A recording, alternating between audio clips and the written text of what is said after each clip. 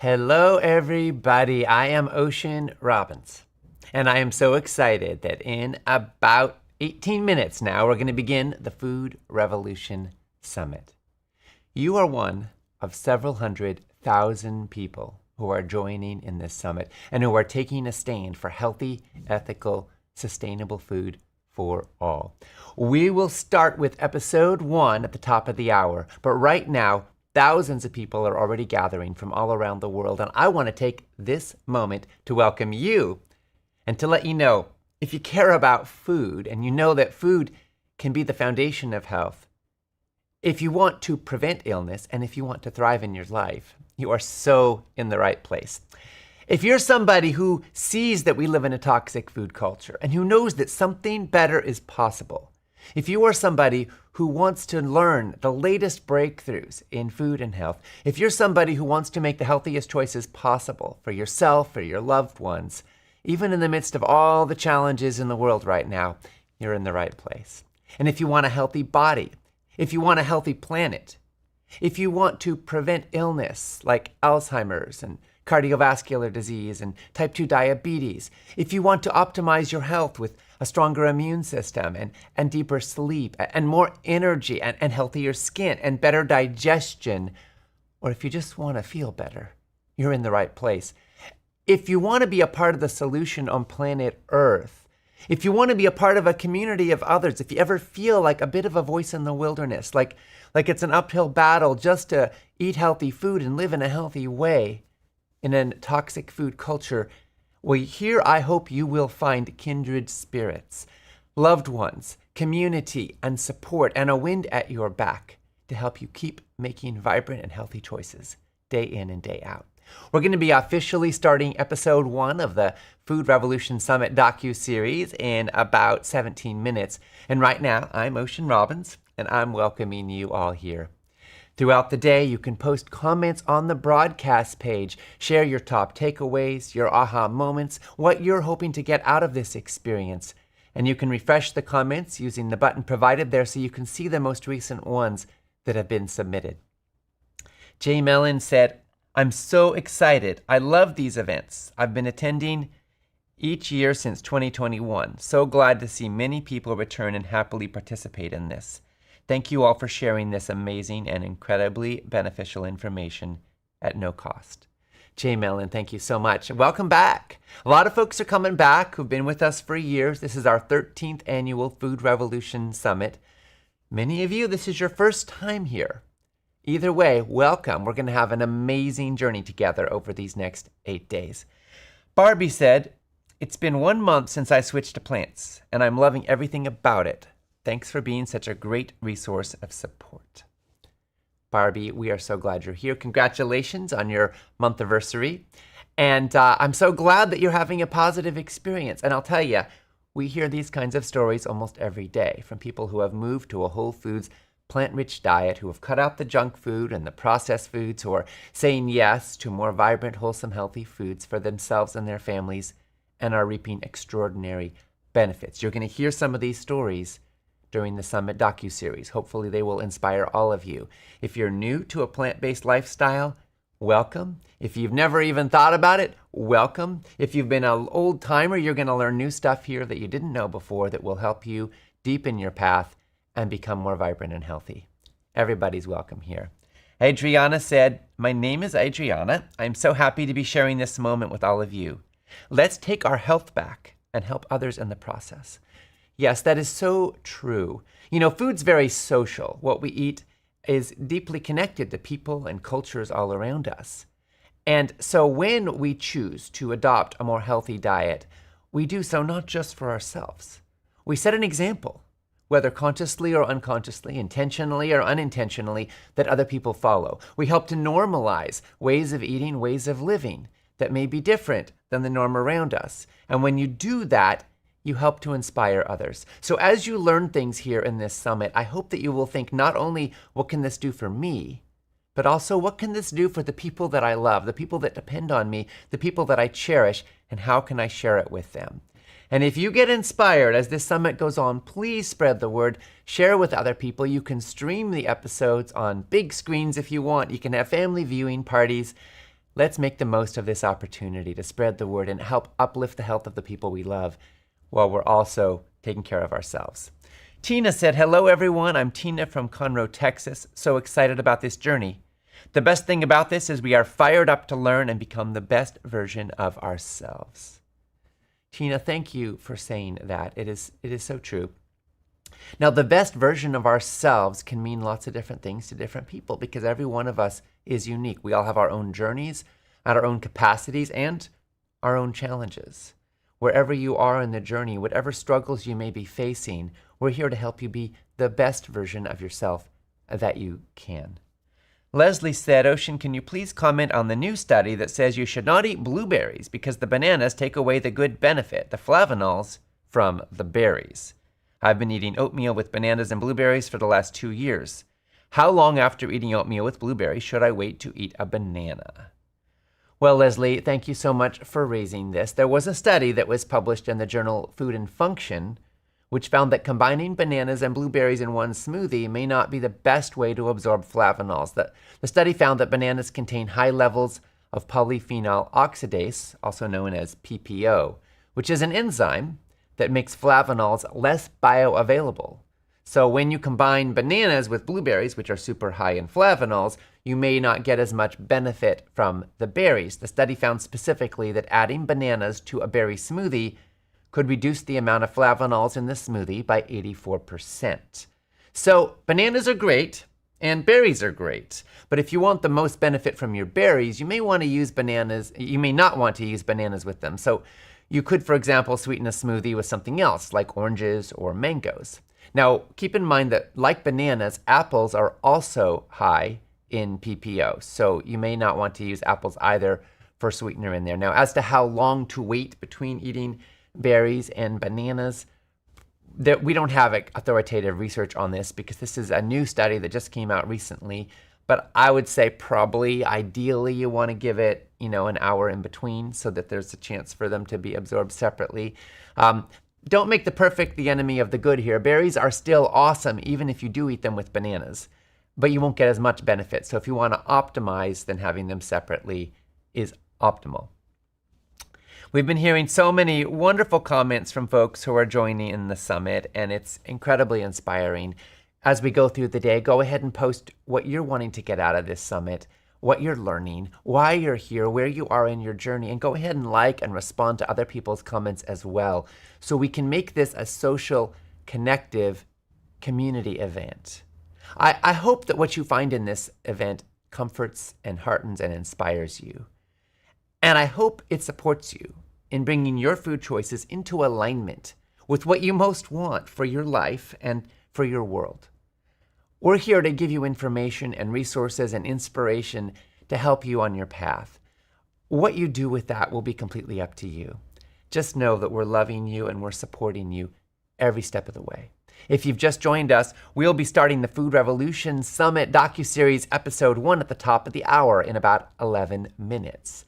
And I'm Ocean Robbins, CEO of Food Revolution Network and co-host of the Food Revolution Summit, sharing some welcoming words. People are gathering here from all around the world. Many are already posting in the comment section on the broadcast page. Penelope said, hello, I'm currently a pre-med student looking to get into conventional medicine. But since I've got interested in nutrition and learning about the medical industry, I shifted in getting into holistic medicine. I'm so excited for this summit. Penelope, I'm so excited that you're here with us. And I want to say we have a lot of health professionals in this summit, which I think is amazing. Whether or not you're a health professional, though, you're going to learn a lot that will be meaningful to you personally and will also be meaningful to the people in your life. And one of the things that really inspires me is how many doctors and nurses and other health professionals are taking this information to heart, even if they didn't learn it as part of their formal education. You know, the average physician in all their years of medical school in the United States gets about 19 hours of education on nutrition, most of which focuses on specific nutrients and the diseases that manifest from the lack of them, not on how to eat healthy and how to help people and patients be well and prevent illness. Now, I often wonder, if broccoli was reimbursed like chemotherapy drugs are, would we see more broccoli eaten and less cancer? It's entirely possible. But the good news is that you don't have to wait for medical doctors or the medical community to get on board to get empowered yourself. The truth is, you may learn more in this Summit docuseries about how to make food choices that optimize your well-being than most physicians learn in all their years of medical training. So this is powerful stuff. And for those of you who are in the healthcare community, we welcome you, and we are so happy that you're part of this event with us. Tanya said, she actually was commenting on a video that we shared, my dad and I. And actually, I want to step back a little bit here and give a little context. So some of you have seen a video that my dad and I made together about our story together and about his health journey. And I want to let you all know, in case you didn't catch it, that my dad is an incredible inspiration to me. Working with him is one of the great joys and privileges of my life.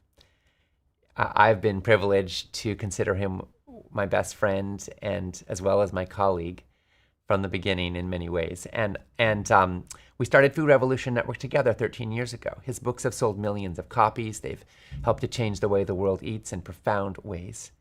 And now we get to be together and bringing you this summit, which is a source of incredible joy to me, an incredible honor to me. Some of you have also heard that he had polio as a child, and that, in fact, he's been struggling in recent years with a condition known as post-polio syndrome. This is a condition that happens about half the time when people have polio in their childhood. Later in life, it typically manifests 15 to 20 years later. In his case, it showed up 65 years later. So, he's been eating super healthy and living super healthy for his entire life. He overcame tremendous obstacles, went on to become a marathon runner and a triathlete. We have climbed so many mountains together, and he became a dancer. And then post-polio syndrome has kicked in recent years, and it's been challenging. So we made a video sharing about the journey and how we're working with this. And many of you have seen this, and some of you have responded to it. If you haven't seen it and you want to see it, by the way, if you go to foodrevolution.org/about, you'll find a link there. But I don't want to send you there now. I just want to let you know how much it's meant to him and me to feel the response to the video we shared about the challenges and how we're working with them as a family. And I want to let you know my dad is handling this with incredible grace and courage, and it's challenging. And we often come back to the serenity prayer, which I think is a powerful message for all of us. And the serenity prayer says, grant me the serenity to accept the things I cannot change, the courage to change the things I can, and the wisdom to know the difference. And the reality is we're all facing struggles and challenges in our lives. And we all want to make the best of every moment that we face.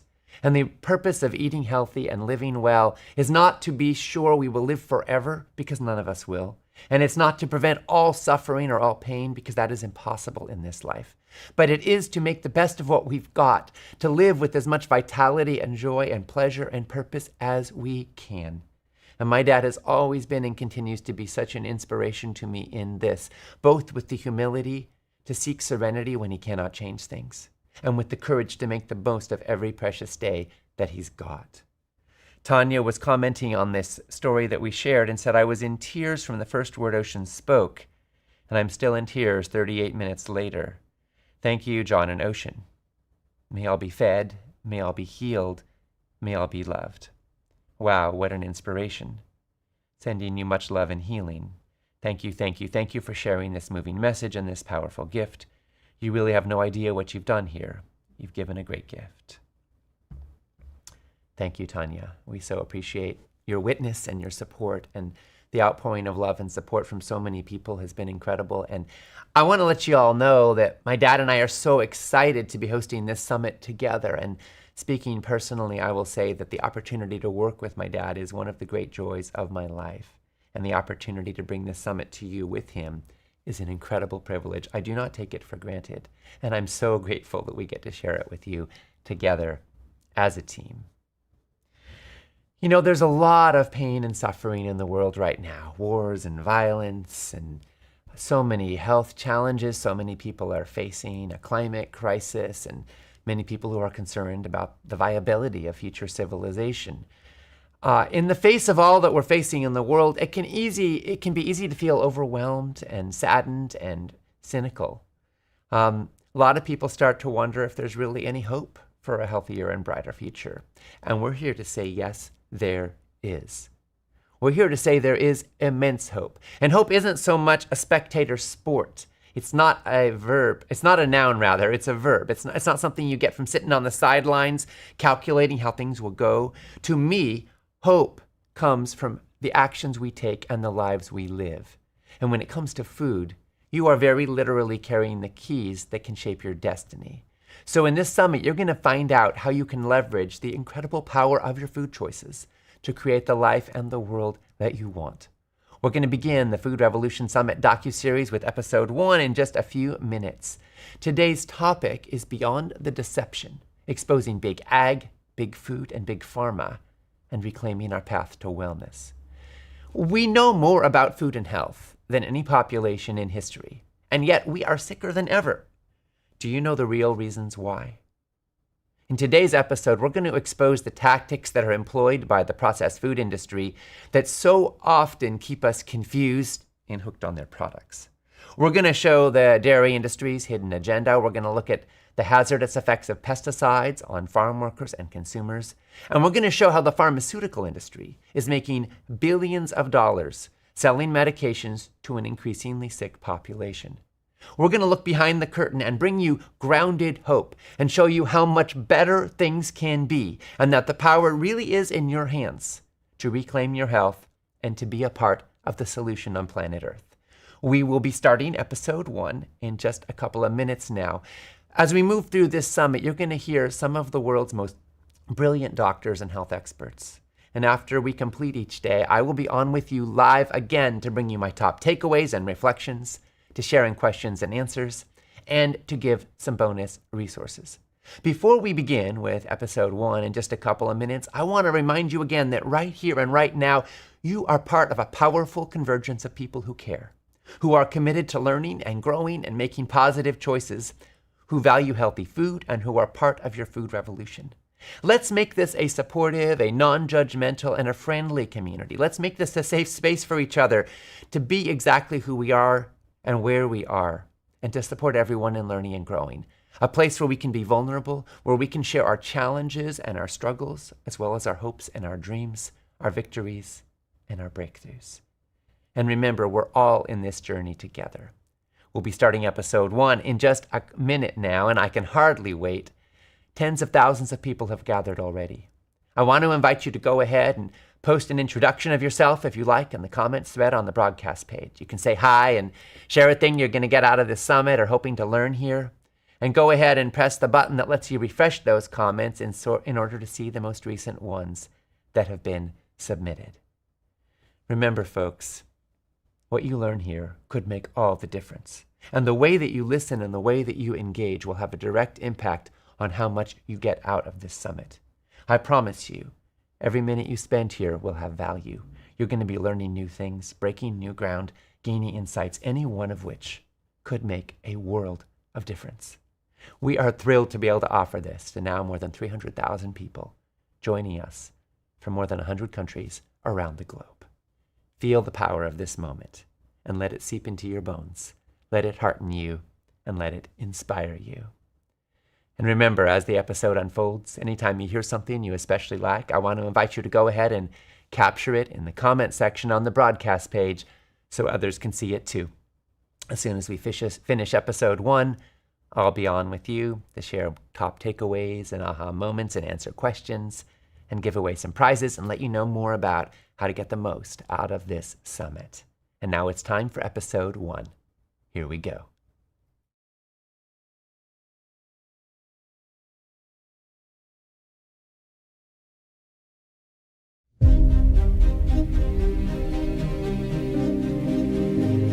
The system is set up to reward kind of profitable intervention. You can ask your doctor when the last time they were taken out to dinner by Big Broccoli. It's probably been a while. Some doctors, some of the key opinion leaders are being paid by pharmaceutical companies. Doctors aren't taught about nutrition. Only about 5% of medical schools have a solid nutrition class. People want healthy kids. People want a healthy life. People want to grow up and be healthy. Just give me the facts, please. Yeah. This is literally life and death. Now is the time to reverse disease. Now is the time to heal.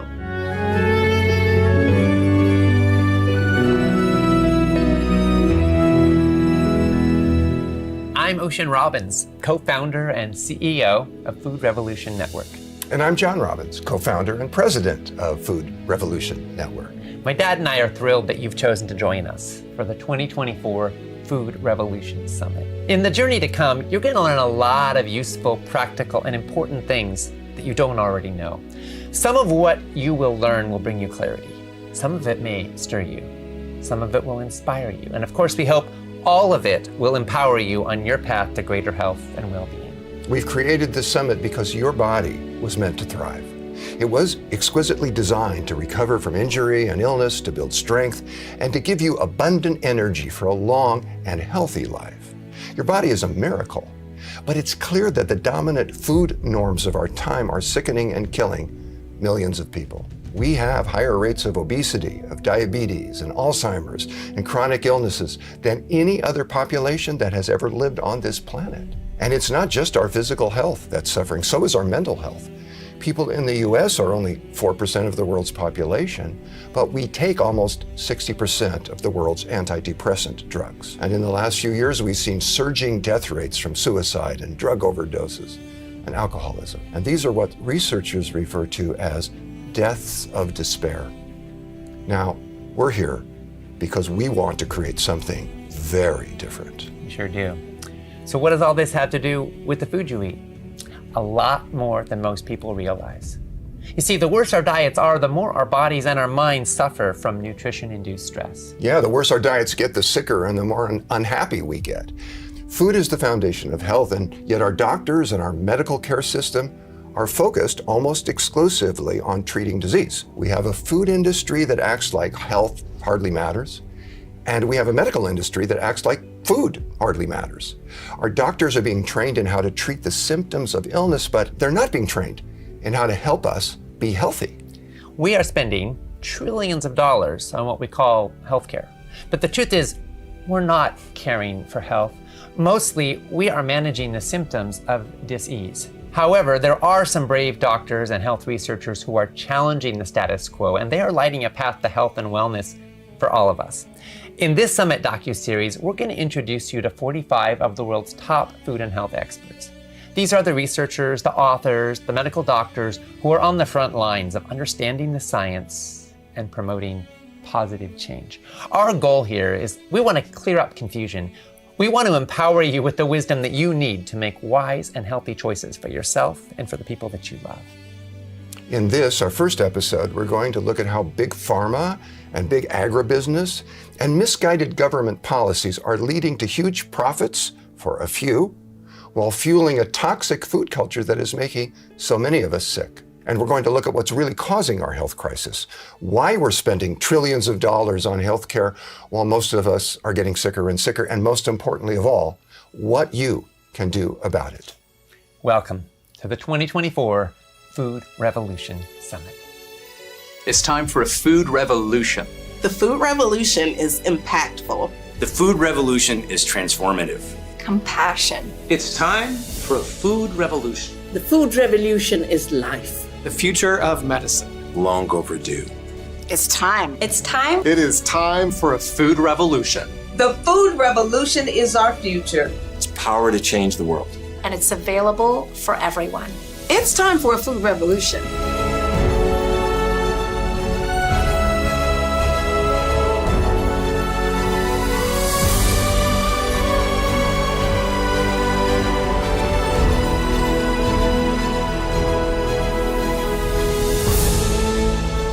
It's time for a food revolution. Join the food revolution. Join the food revolution. Now is the time.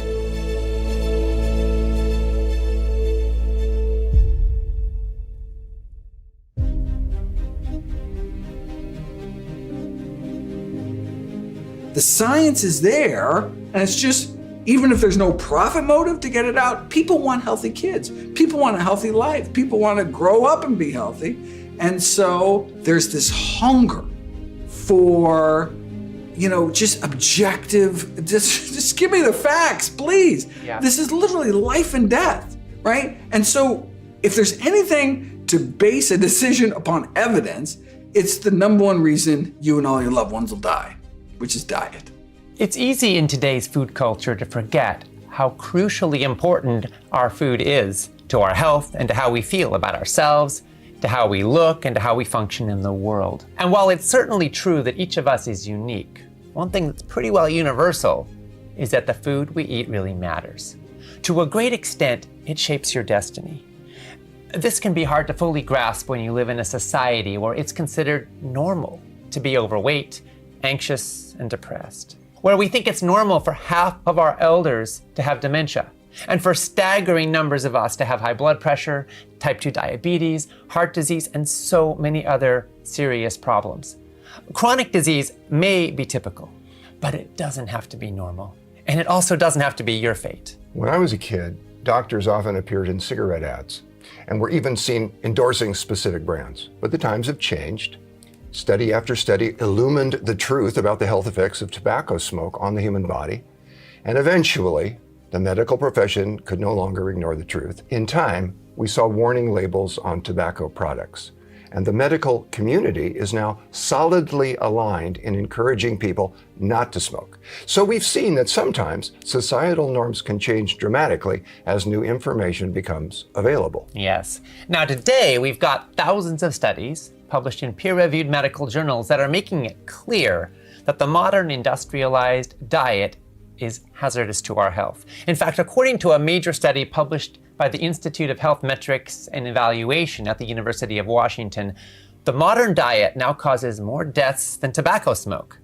The evidence is clear that healthy diet and lifestyle are hands down the best way to prevent and even to reverse most of the major diseases of our times. So naturally, you might think that every doctor would be championing a healthy diet and lifestyle, but sometimes, in this way, it seems more like we're in the 1950s than the 2020s. I often say that a doctor that doesn't know about the healing power of optimal nutrition is like a firefighter who doesn't know anything about water.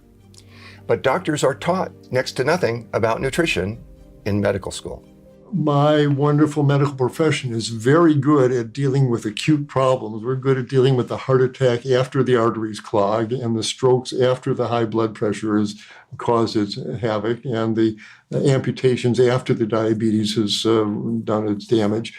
But preventing these conditions, we're just dreadful at it. And we've got the model, it came from Europe back in the 1800s, make a diagnosis and a treatment, and that's what doctors do. Doctors aren't taught about nutrition. Nobody told me that high blood pressure is reversible, that type 2 diabetes is reversible. Right now in the US, 20% of medical schools at most offer any kind of nutrition. And in the vast majority of that 20%, we're talking about 2 hours over the span of years. Only about 5% of medical schools have a solid nutrition class. Mm-hmm. But I think it's really vital to get doctors on board about the healing power of food. In the healthcare system, I taught at a medical school, taught nutrition in a medical school for 10 years, and it was a real introduction to the way the healthcare system works in practice. Mm-hmm. And doctors are trained to treat disease. Prevention barely enters into it. It's just really, if you prevent disease, then doctors don't get paid because the system is set up so that what gets paid for is treatment. And so the entire system is organized to reward doctors, hospitals, and healthcare enterprise, for-profit healthcare enterprises, and without thinking about public health. At my most cynical, I asked the question, what industry would profit if people were healthier? And I'm hard-pressed to think of one. I'm hard-pressed, too, to think of one. I used to think that the health insurance industry would be one because healthy people pay premiums but make fewer, if any, claims. And that sounds logical. But typically, insurance companies raise their rates when people make more claims, so counterintuitive as it may seem, they could actually profit more when people are ill. And the processed food industry profits more when people buy junk foods. Even while the current food system is devastating to human health, it's actually working quite well for the profit margins of the big food companies. And it's also working just fine for the profits of the pharmaceutical companies who sell drugs to treat the symptoms and diseases caused by our unhealthy diets. In 2022, 5 US drug companies made $80 billion in profits, even while millions of Americans couldn't afford to pay for their medications. The US accounts for less than 5% of the world's population, but is responsible for nearly half of all global drug company revenues. We Americans take medications to address the symptoms we're suffering from, and then we take more drugs to deal with the side effects from the first ones, and then more meds to deal with the side effects from those. Last year, the CEOs of just 13 pharmaceutical companies took home more than $1 billion. And over the past decade, the major pharmaceutical companies have spent $747 billion, not to make life-saving drugs more affordable, but to make their wealthy shareholders even richer by buying back their own stock and handing out huge dividends. That amount is nearly $100 billion more than what they spent on research and development in that same time frame. Examples of corporate greed in the pharmaceutical industry seem almost limitless. For example, Moderna. This is a company that received $1.7 billion from US taxpayers to research and develop the COVID-19 vaccine, and billions more to distribute it to the American people. As a result, Moderna made $19 billion in profits over the last couple of years, and its CEO is now worth more than $6 billion. Well, what is Moderna doing now to thank the American taxpayer for their generous support? Okay, well, it plans to raise the price of the COVID-19 vaccine by 400% when it goes on the commercial market. It costs just $2.85 to manufacture a product that will soon be sold for $130. Meanwhile, Moderna has approved a $1 billion golden parachute for their CEO once he leaves the company. And when drug companies make these kinds of profits, they don't just use them to make their CEOs and their shareholders rich. They're also able to exert massive influence on almost every aspect of healthcare.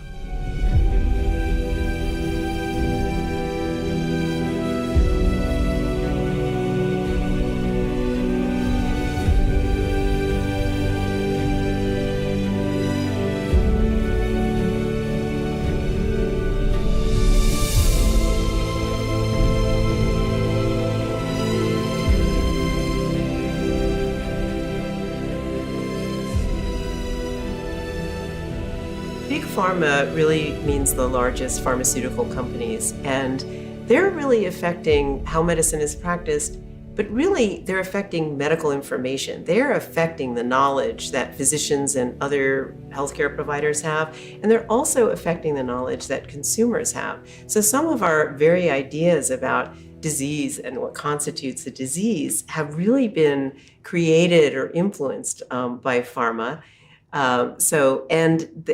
Of course, this is in efforts to sell or to promote particular drugs. In fact, marketing for a drug starts up to 10 years before the drug actually comes before the FDA for potential approval. And because it's illegal to market a drug before it's on the market, what companies do is they market a disease.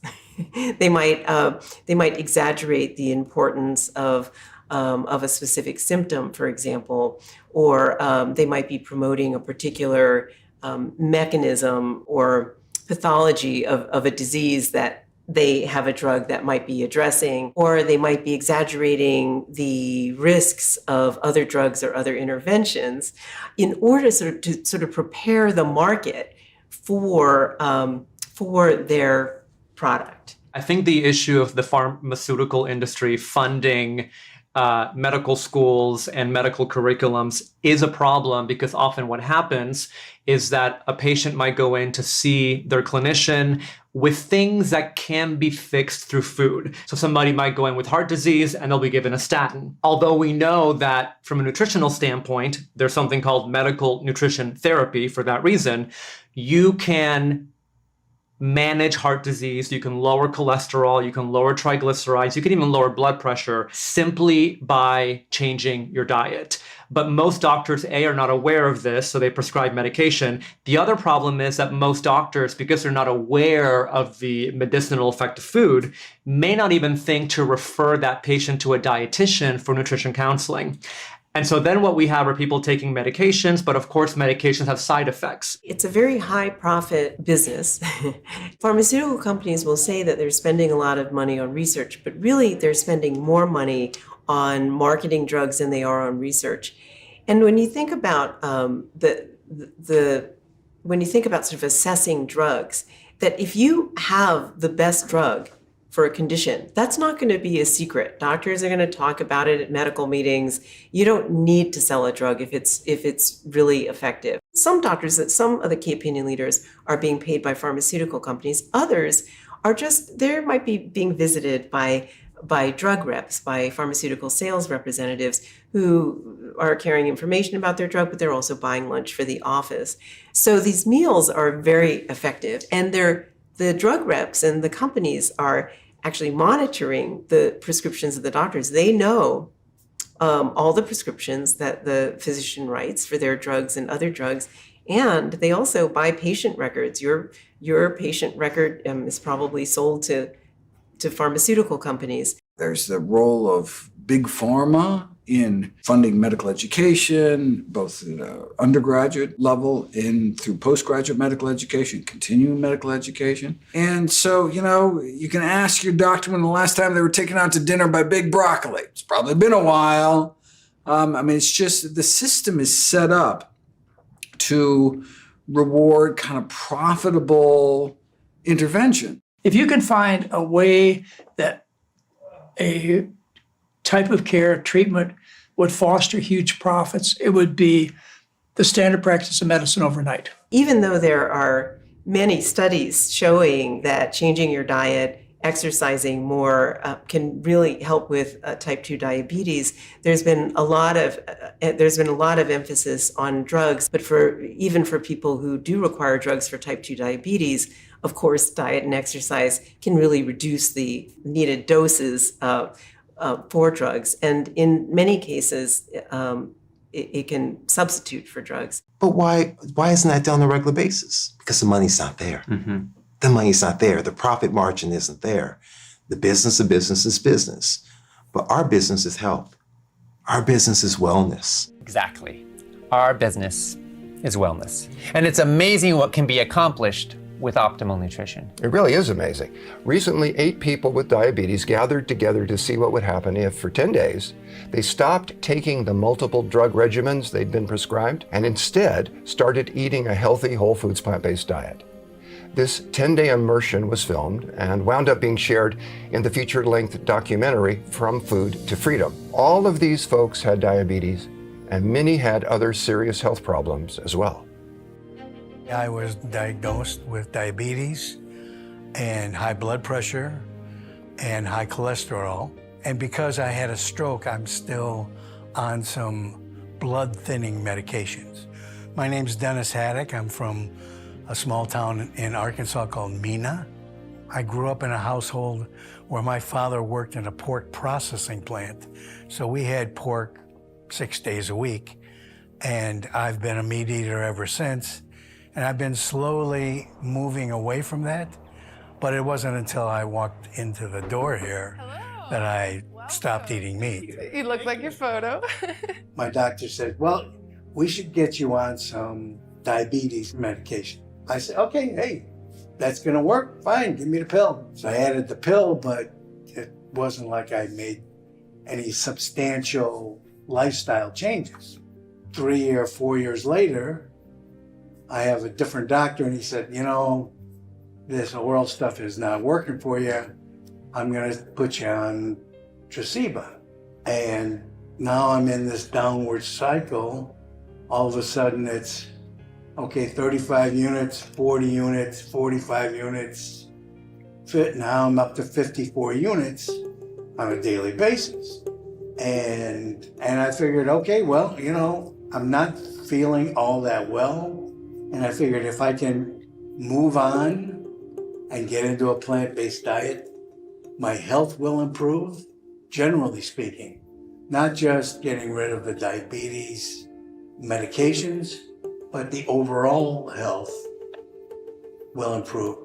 And that's why I'm here. These folks came together to see what eating a whole foods plant-based diet for 10 days could do for them. Now, you or I might think that it would be common sense for lifestyle modifications, such as optimal nutrition, to be the first thing to try when someone has an illness like diabetes or high blood pressure.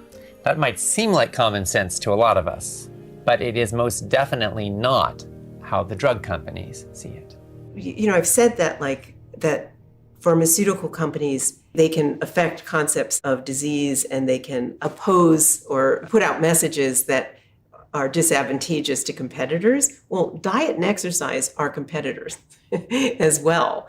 And it's interesting at conferences to see the key opinion leaders or the physician influencers talk about diet and exercise. So often what they will do, because really you cannot ignore the fact that there are dozens of randomized controlled trials showing that diet and exercise will lower cholesterol, help diabetes, lower blood pressure. You can't ignore those trials. So if you are an academic talk to a physician audience, you can't just not mention those trials. So what they do is they put up one slide and they say, well, there are studies that show that diet and exercise are helpful for high cholesterol, diabetes, high blood pressure.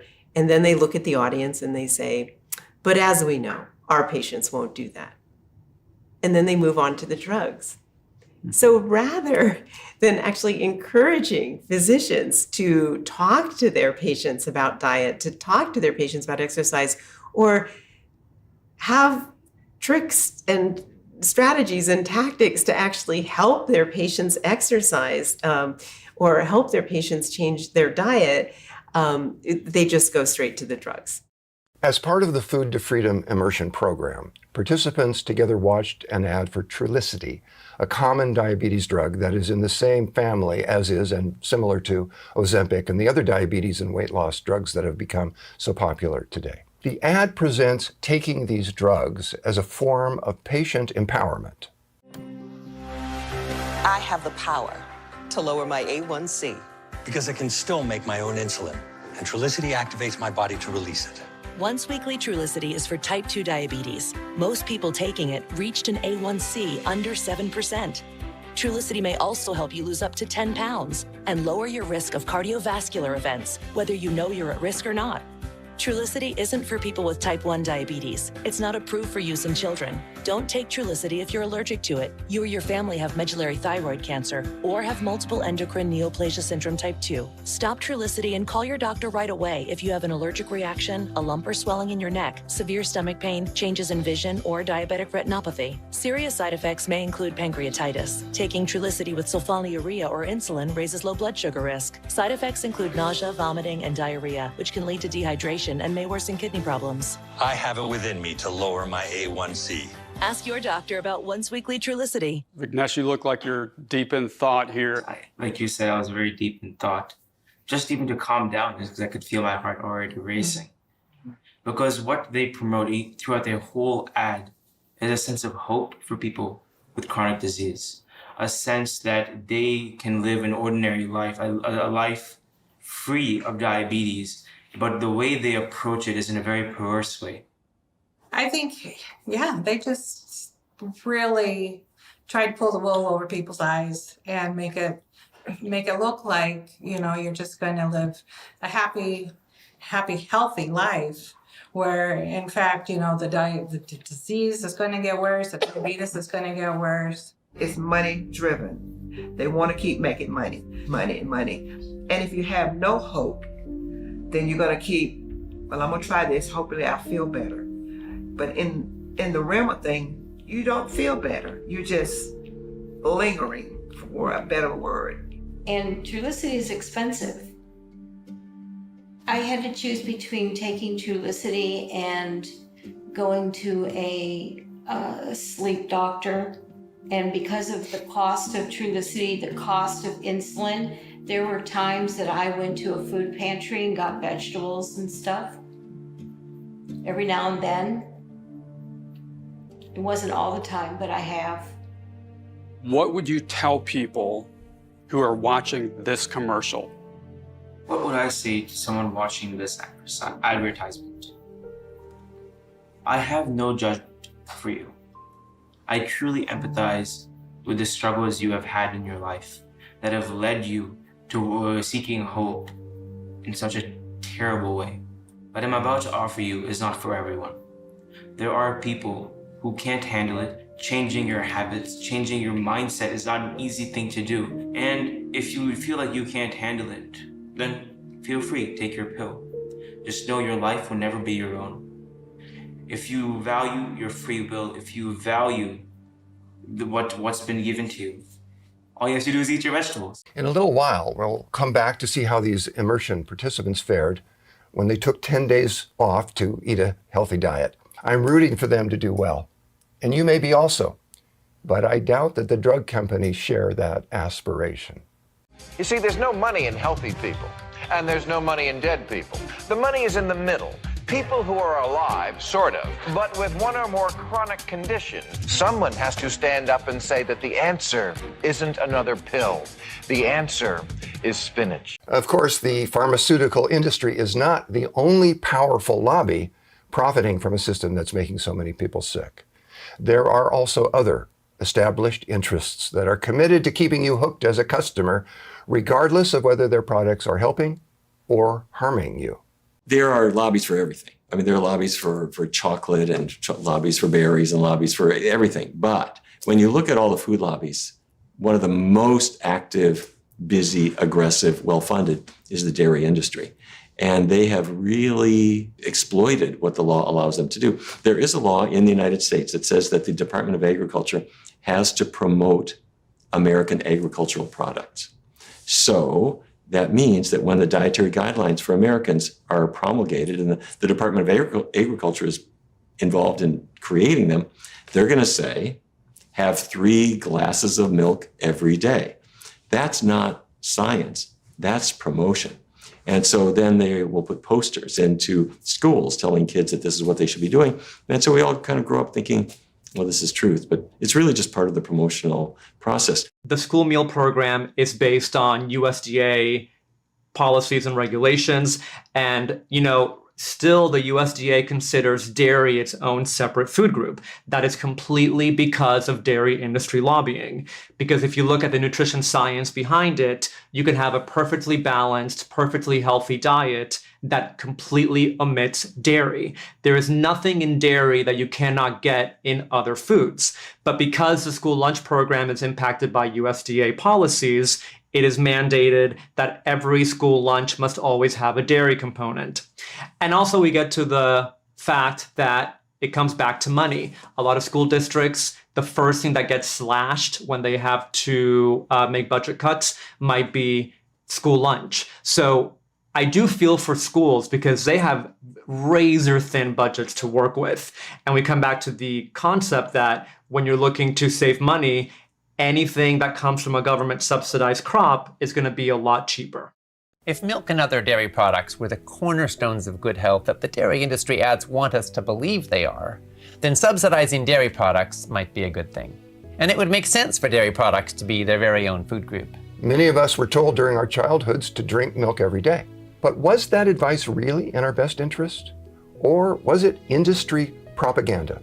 We all grew up pretty much with the idea that milk is a wholesome thing. In fact, if you don't give your child milk, it's sort of denying the child something. We all kind of grew up with that. And we didn't think of it as industry marketing. We thought of this as good sense. But you take that glass of milk and you send it to a laboratory, and suddenly they tell you some things that you didn't expect. The number one nutrient in milk isn't calcium, it's sugar.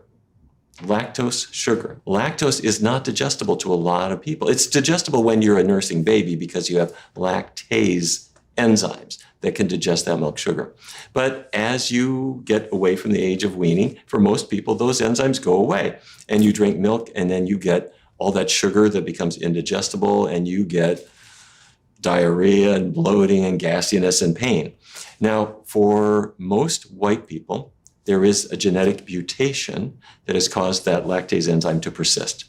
Most other races don't have that. Children in schools need a note from a physician saying that they have a disability to be offered a non-dairy substitute. That should not be the case, right? Especially knowing that the majority of the world who is not Northern European is lactose intolerant, right? And so kids are not getting appropriate nutrition at school, right? It is an unnecessary burden, a hurdle for parents to have to get this note from a doctor, right? It takes time out of their work schedules, right? It costs money to go see a doctor.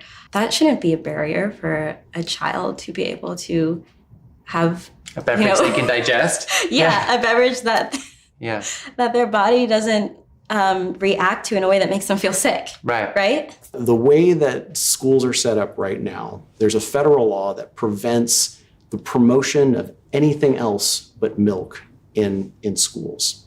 So if you wanted to put up a poster that said, drink water, according to some reads of this federal law, schools would be unable to do this. So this law protects the promotion of dairy within the school, and it's a really kind of blatant example of just a protectionist subsidy on the dairy industry. Not even talking about plant-based sources of milk or anything else like that. Not only are schools forced to serve dairy milk, and there are very narrow exceptions of the way kids can access non-dairy alternatives, but promoting anything else but dairy milk in schools is prohibited under a federal law.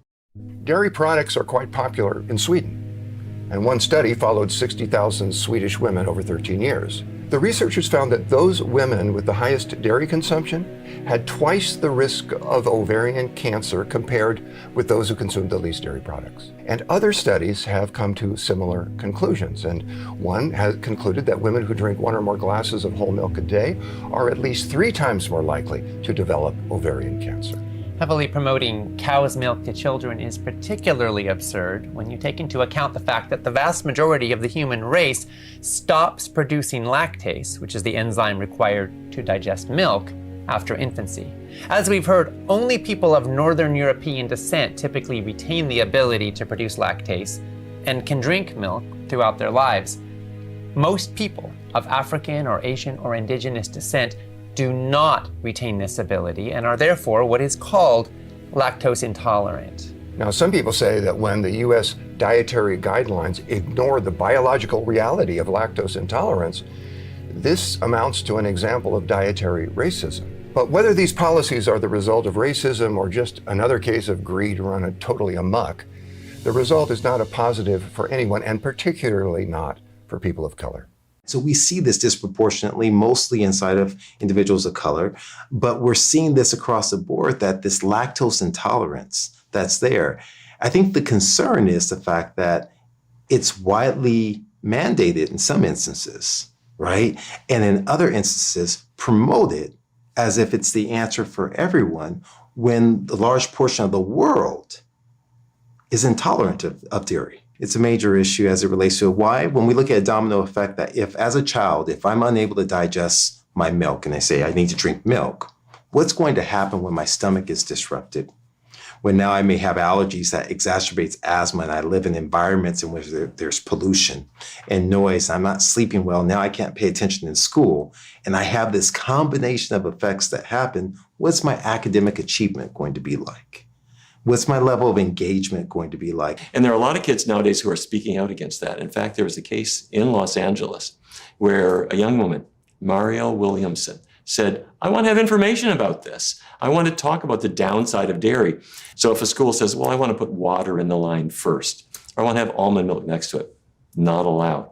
So Marielle was told by her school, You can't be saying bad things about milk. That's against the law. She said, wait a minute, this is America. There's a First Amendment. What Dr. Barnard is referring to is this. In 2023, the LA Unified School District was forced to settle a lawsuit.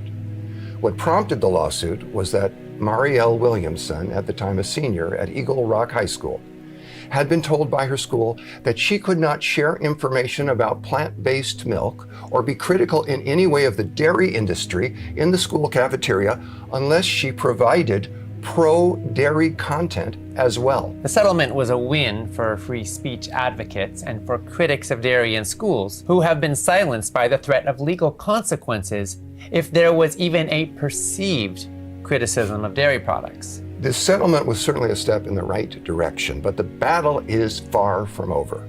Thanks to the dairy lobby, we still have a federal law saying that any school participating in the USDA's school lunch program, quote, shall not directly or indirectly restrict the sale or marketing of fluid milk products by the school or by a person approved by the school at any time or any place, end quote. The USDA has interpreted that statutory language to mean that cafeteria displays, teachers, and students may not present information that might detract from dairy milk sales. I find it staggering that even water may not be offered on the lunch line in a way that might lessen the amount of cow's milk that students consume. And that still today, by law, cow's milk must be offered at every school breakfast and lunch served under the National School Breakfast and Lunch programs. Marketing for dairy is all over the place, including in our schools. But many of us should not be ingesting cow's milk for the same reason that if a human being needed a blood transfusion, you wouldn't give them the blood of a cow. It's not made for our bodies. Cow's milk is designed for another purpose, to help baby calves gain about 1,000 pounds in their first year. But the industry keeps pushing for policies that lead to more and more consumption of milk and ice cream and cheese. Through the Freedom of Information Act, we found that the dairy industry signs contracts with the US government to include specifically cheese, more cheese in fast food restaurants. Now, why would they do that? Because every community in America, I don't care how big or small you are, there is some fast food drive-through somewhere where all the teenagers are going and a lot of other people too. And so the US government has signed contracts with McDonald's, Burger King, Taco Bell, you name it, to increase the amount of cheese in the food offerings that they have. And we've read these contracts, we've got our hands on them, and it is all perfectly legal. The unfortunate part is it means that the amount of cheese that people are eating in America went up from less than 4 pounds per person per year when the USDA started keeping track to today about 40 pounds per person per year. And that's maybe another 70 or 80,000 calories we're getting every year that we just don't need.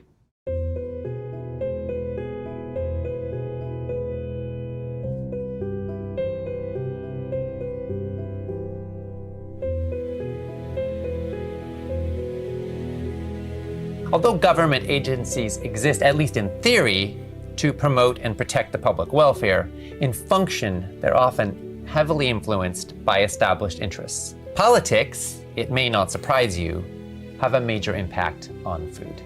Politics has everything to do with food, starting with the tobacco industry in the 1980s.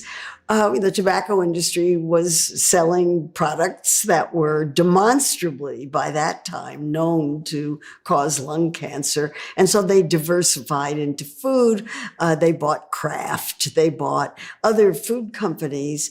And what was interesting about that was they used exactly the same techniques to sell food products as they had used to sell cigarettes.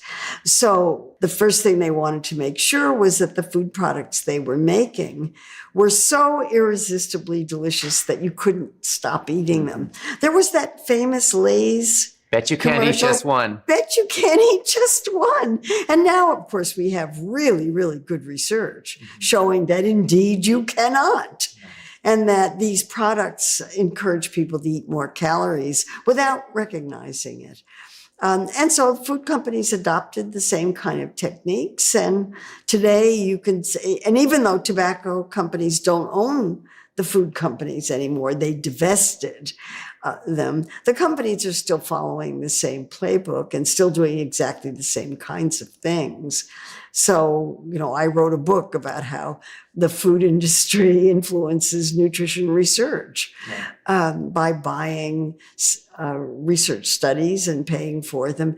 And it's the most amazing coincidence. The studies that are paid for by food companies almost invariably show that their products are healthy, benign, don't cause problems, just like the tobacco industry did. Now, how the sugar industry paid experts to downplay health risks. Researchers have discovered documents showing the industry tried to influence scientific studies back in the 1960s. Those researchers discovered that papers that showed that the sugar industry was perfectly well aware that sugar was a very, very strong, in fact, the strongest risk factor for tooth decay.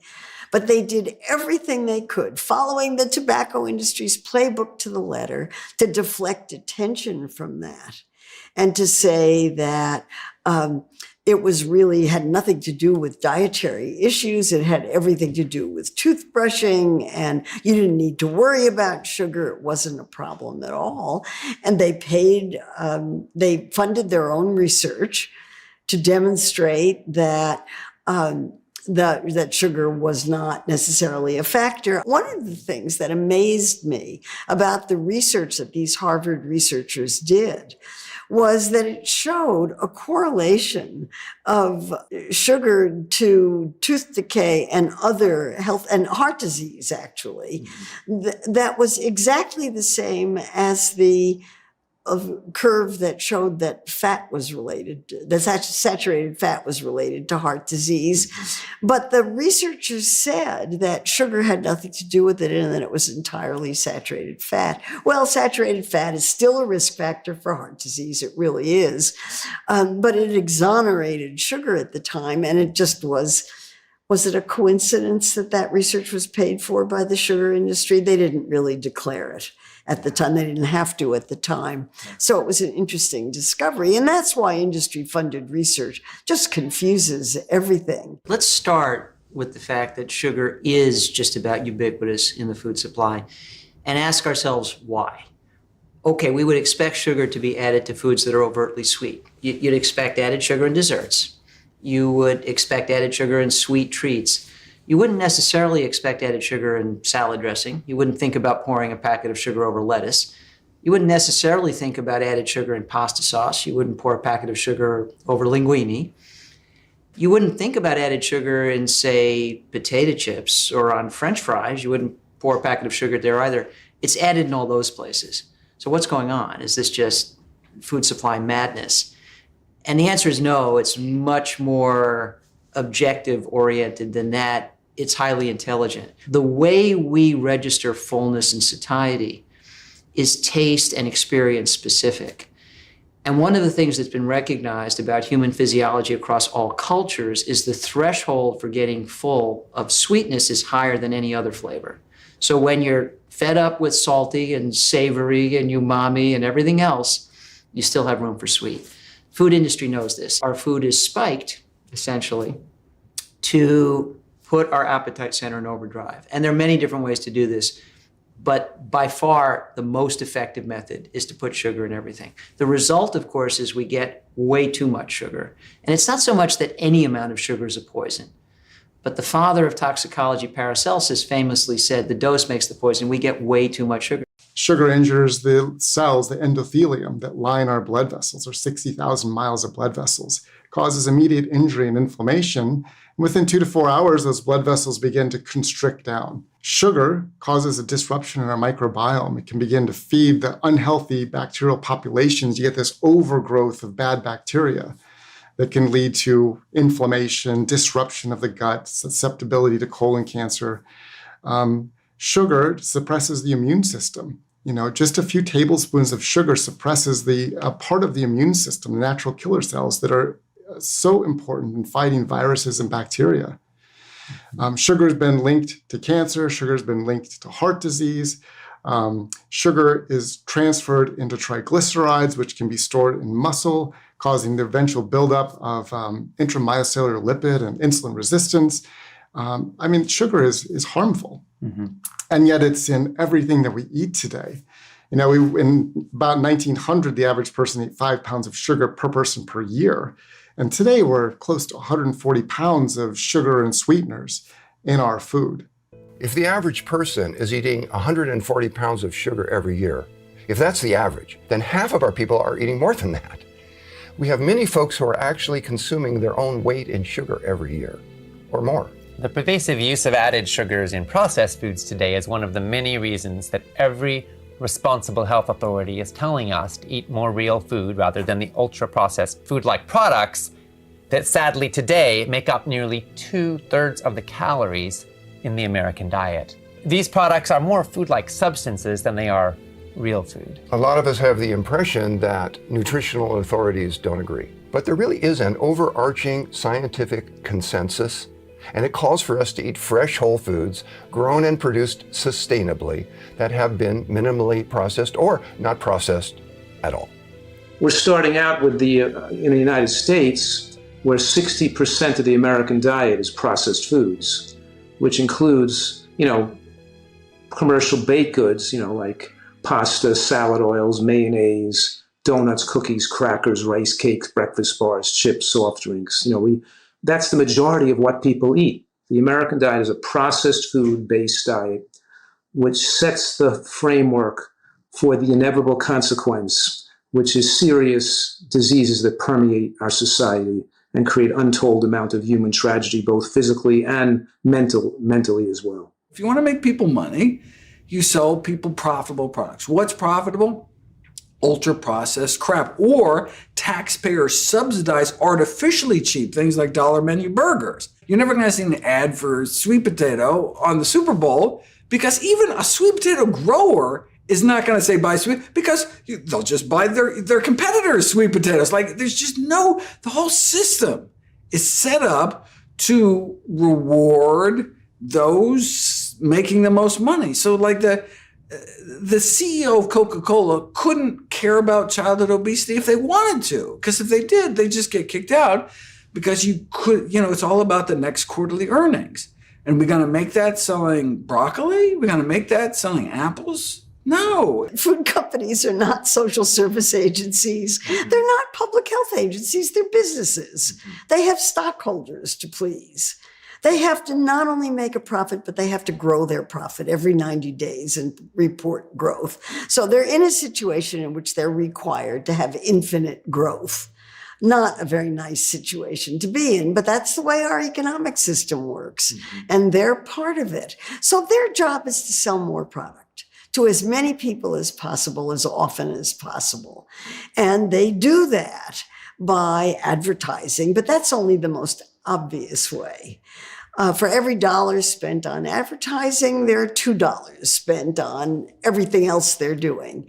And one way is to fund playgrounds, fund exercise, fund sports. Everybody would be healthier being more physically active. So it looks terrific that they're funding physical activity programs. Isn't that nice of them? And then when you get hot and bothered, you have a sugar-sweetened beverage to quench your thirst. Hey, Coca-Cola, it's me, LeBron James. They fund music people. I don't know about you, but I'm feeling 22. Because people love music celebrities, and you watch this music celebrities drinking Coke or Pepsi, and it makes you want to. They deliberately target low-income populations, Black and Latino populations. They market directly to children in every way they possibly can get away with. And then if they can't sell it in the United States, of course, they push it overseas to developing countries, and we export our obesity prevalence rates to low-resource countries.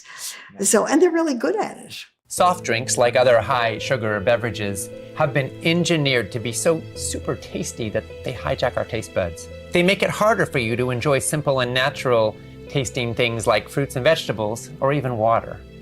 This is an aspect of the havoc that ultra-processed foods wreak on the human body that is rarely discussed. The industry hires what they call, and this really is the term they use, craveability experts to enhance the craveability of the foods that they sell.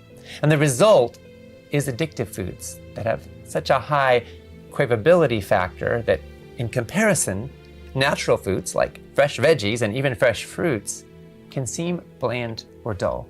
In most cities today, it's far easier to find a soft drink or a candy bar for sale than it is to find a carrot.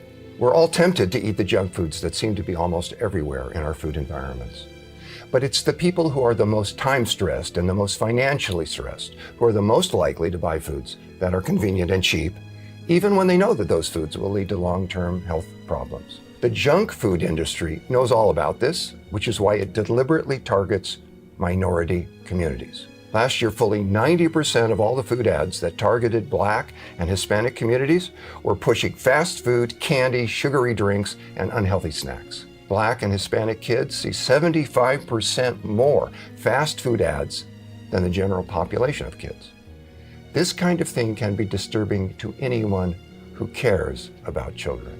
As I've gotten older, I'm more angry about it. I never thought about it until I had kids. And then I thought about it when I had kids. But as I started digging into the research of where the advertisement, for obvious reasons, is very intentional.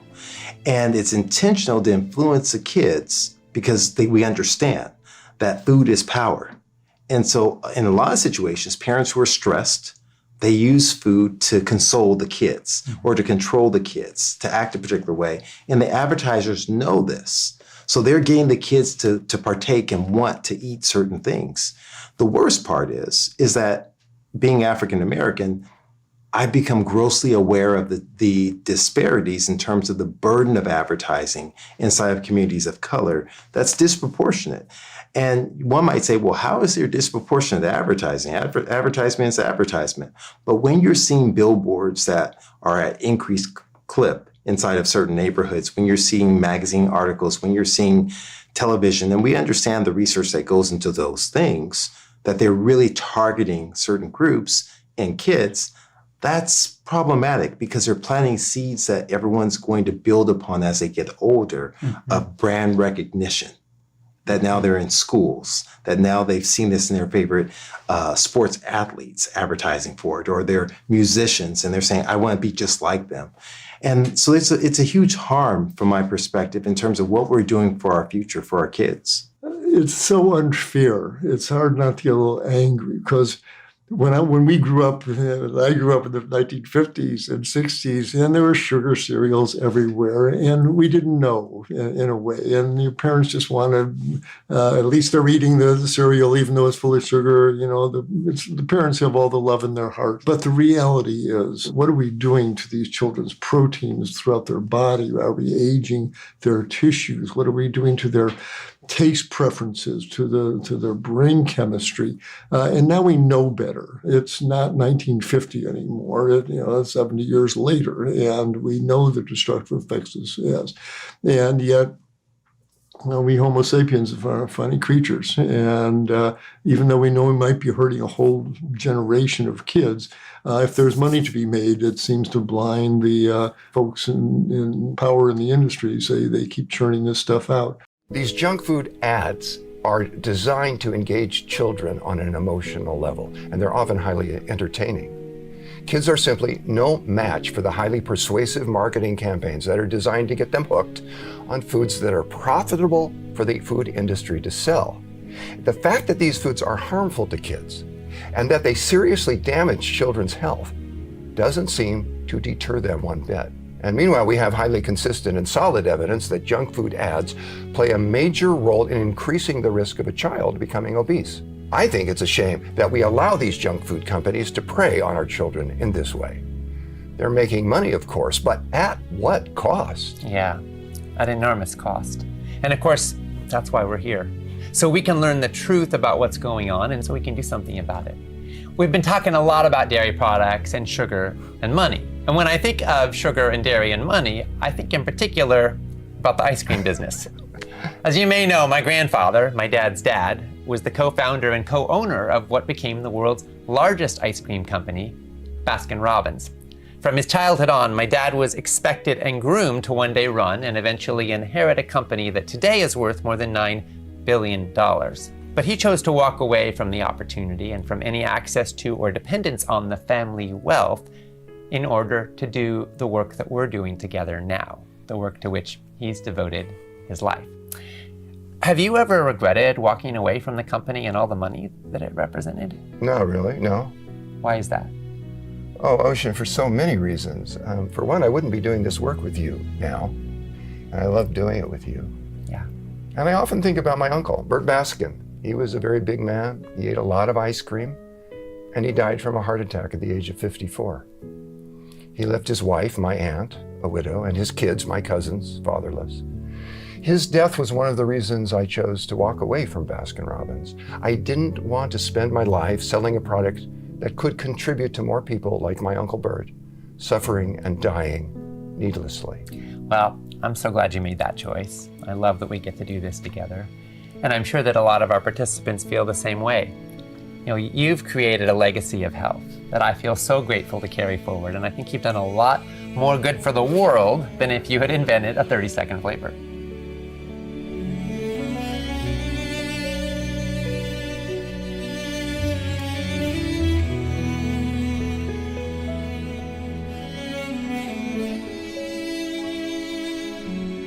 Rachel Carson's 1962 book, Silent Spring, changed the world.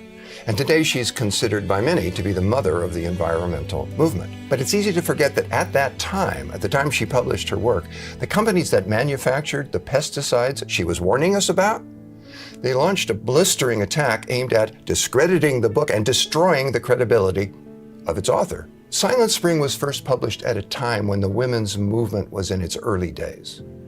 Rachel Carson was told that she was a woman and she should keep her mouth shut. She was called a whore and a slut and even uglier things that I will not repeat. Time magazine, dependent on ad revenues, fell for this anti-Rachel Carson campaign and called her book hysterical. The pesticide industry actually took out ads asking, "Isn't it just like a woman to panic at the sight of the chemicals we need to grow our food?" I don't know why the agrochemical industry seems to find it particularly galling when a woman effectively opposes their agenda. But there does seem to be kind of a pattern, because today one of the leading voices in our world challenging the pesticide industry is another woman, Vandana Shiva. As with Rachel Carson, a lot of the attacks on Vandana Shiva have targeted her as a woman. But Vandana has persevered in seeking to expose the harm done to all of life by these toxic chemicals. In particular, she tells of the damage that pesticide residues do to our precious microbiomes and to our health. The data is so clear. 5% of the cancers are genetic. 95% come from the environment, particularly the toxics in the environment and toxics in our food, the pesticides in our food. And if you look at where the research is going, it's always all about genetic cure for a disease that is not primarily genetic. You know, it's a disease of toxics in our environment. Cancers is just one. But all the poisons we are using on our food are then being eaten by us. They're being ingested by us. And now science is waking up to the fact that we are actually 90% microbes. We are, you know, our human cells are a minority in our body. We are kept healthy and alive by other species and other beings, especially the microbes. And the 100 trillion microbes in our gut are killed when these toxics go there. And that is now being recognized by so many of the top doctors, that no matter which chronic disease you look at, it goes back to the gut microbiome. And the diseases of the gut microbiome come from using pesticides on the one hand and artificial ingredients in ultra-processed food on the other hand. Both are trying to cheat nature, because the food cycle is the first cycle of life. Nutrition is what moves from soil to plants to us. Energy is what moves from the sun to the plants and gives us food. And energy and food is what keeps this amazing web of life going.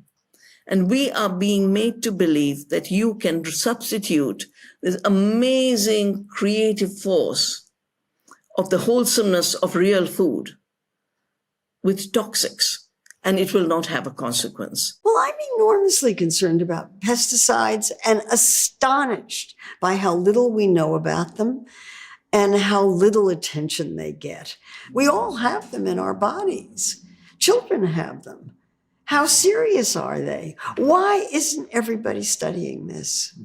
And I think there's enormous industry opposition to these kinds of studies, enormous industry minimization of potential harm. You know, there have been individual studies showing us that a particular level of exposure to a particular pesticide can lead to cancer, can lead to infertility, can lead to a whole series of other very grave illnesses. But what we don't know is the aggregate effect of all these pesticides and other synthetic chemicals that we're encountering.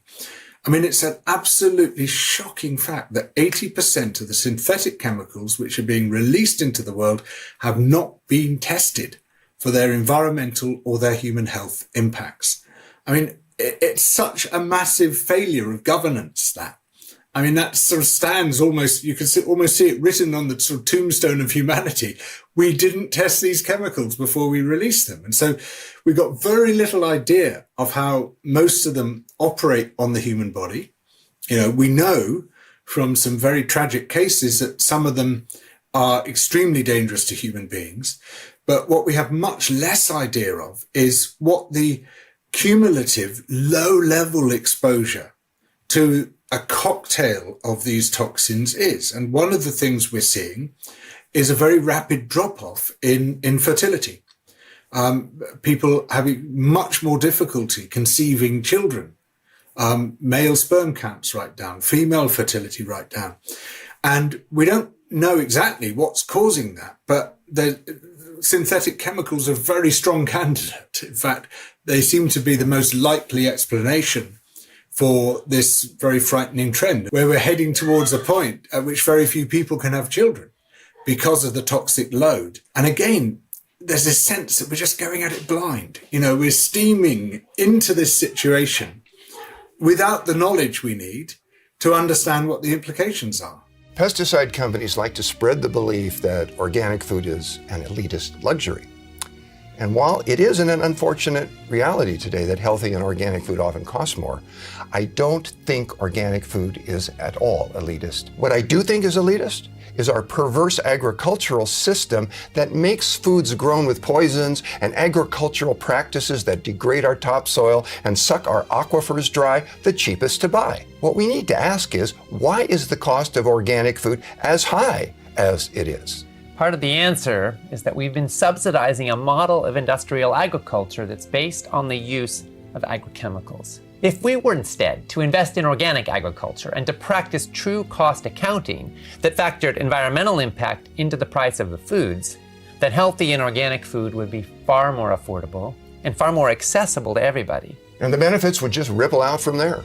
Farm workers would not be working in poisoned fields. Our soils and rivers and air would be far less polluted.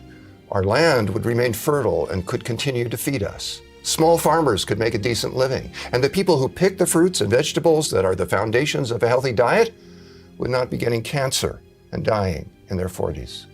Several lawsuits have been filed against the Environmental Protection Agency on behalf of farm workers who are exposed to dangerous pesticides as they harvest fruits and vegetables. They're, human beings, and these pesticides are dangerous chemicals that are meant to kill. And the chemical doesn't make any difference killing a pest or killing someone or harming an individual. The use of pesticides in agriculture mainly concerns me from a food justice standpoint, in the sense that I really worry about the workers who are the ones who are exposed to these chemicals. My main concern is for the communities that are living in the area, the farmers who are the ones exposed to the chemicals, because all these pesticides end up accumulating in the land, in the water, So from an environmental and social justice standpoint, that does concern me. And that's another example where industry has a huge say. We have a lot of industry dollars at stake that don't want pesticides to be banned or utilized less. And they're often the ones lobbying in government. I'm absolutely a strong supporter of organic farming practices and regenerative organic agriculture. We're talking about the beneficial effect it has on people, not just the people that consume the food, but the people that are actually doing the farming. Because the biggest exposure to damage and increased risk of cancer is people that have to farm using chemical pesticides themselves. And also the fact that they're destroying insects like bees and things in the earth. We're not getting the bacteria, the fungi, the insects that all add to the symbiotic relationship we have with nature. So absolutely, that's critically important. We're talking about living in a more mindful way.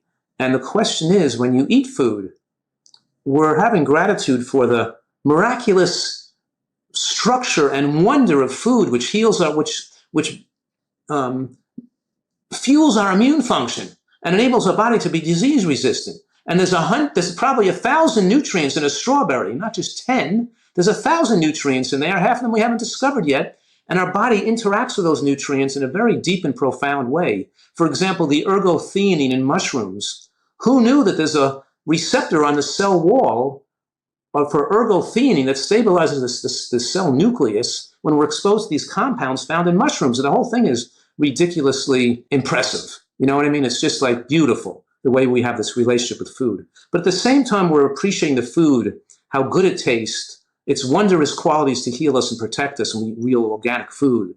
We're also thinking about the people that raised the food, grew the food, shipped the food to us, farm, how did we get that food on a plate, and all the people involved in having it make it, and their health and their well-being and their livelihoods that are involved. So of course that if we shifted to organic farming, we wouldn't be putting the farmers and the food growing people at risk with their own health just to make an apple or a piece of corn. Well, I'm a real believer in organics. Organics are about production value. And if we want a healthier environment that has fewer chemicals, fewer pesticides, fewer herbicides, we should be producing far more organic food. And we should actually not only support organics, but we should support the next step, which is regenerative, which means making sure that everything that's taken out is put back into the soil. And why is it important to support fair trade in our agricultural systems? Well, fair trade guarantees that the producers of the foods are being paid better than they would without fair trade. So I think coffee is probably the most obvious example, is that the people who work on coffee plantations are among the poorest paid people in the world. And anything that could be done to move more of that money into for the people who are actually working and producing these foods seems to me a good idea. We keep learning more about pesticides and cancer. And the more we learn, the more organic and fair trade food strikes me as worth the extra price, if you can afford it. The justification for using pesticides and other agrochemicals is almost always about maximizing yield per acre. Yes, it is, but focusing entirely on yield per acre completely ignores the health value or lack thereof of the food that's being produced. It ignores the costs of chemical inputs that trap farmers in debt. And it ignores the impact of these chemicals on the soil organisms that keep soil fertile and on the gut bacteria that we need to stay healthy. Fortunately, there is another way of thinking, which focuses instead on health per acre or nutrition per acre. And the amazing thing is that when agricultural output is measured in this way, we find that organic farming systems can have a greater output than industrial pesticide-dependent monocultures. That's really true, and it's getting more true all the time. Yes. Around the world, there are organic farmers who are innovating and testing new things all the time. Systems like permaculture, agroecology, biodynamic farming, and also innovative use of indigenous farming practices are leading to new ways of expanding soil health, sequestering carbon, replenishing our aquifers, and growing more diversity of healthy crops. These farmers are blazing a trail towards a healthier and more sustainable food future for all of us.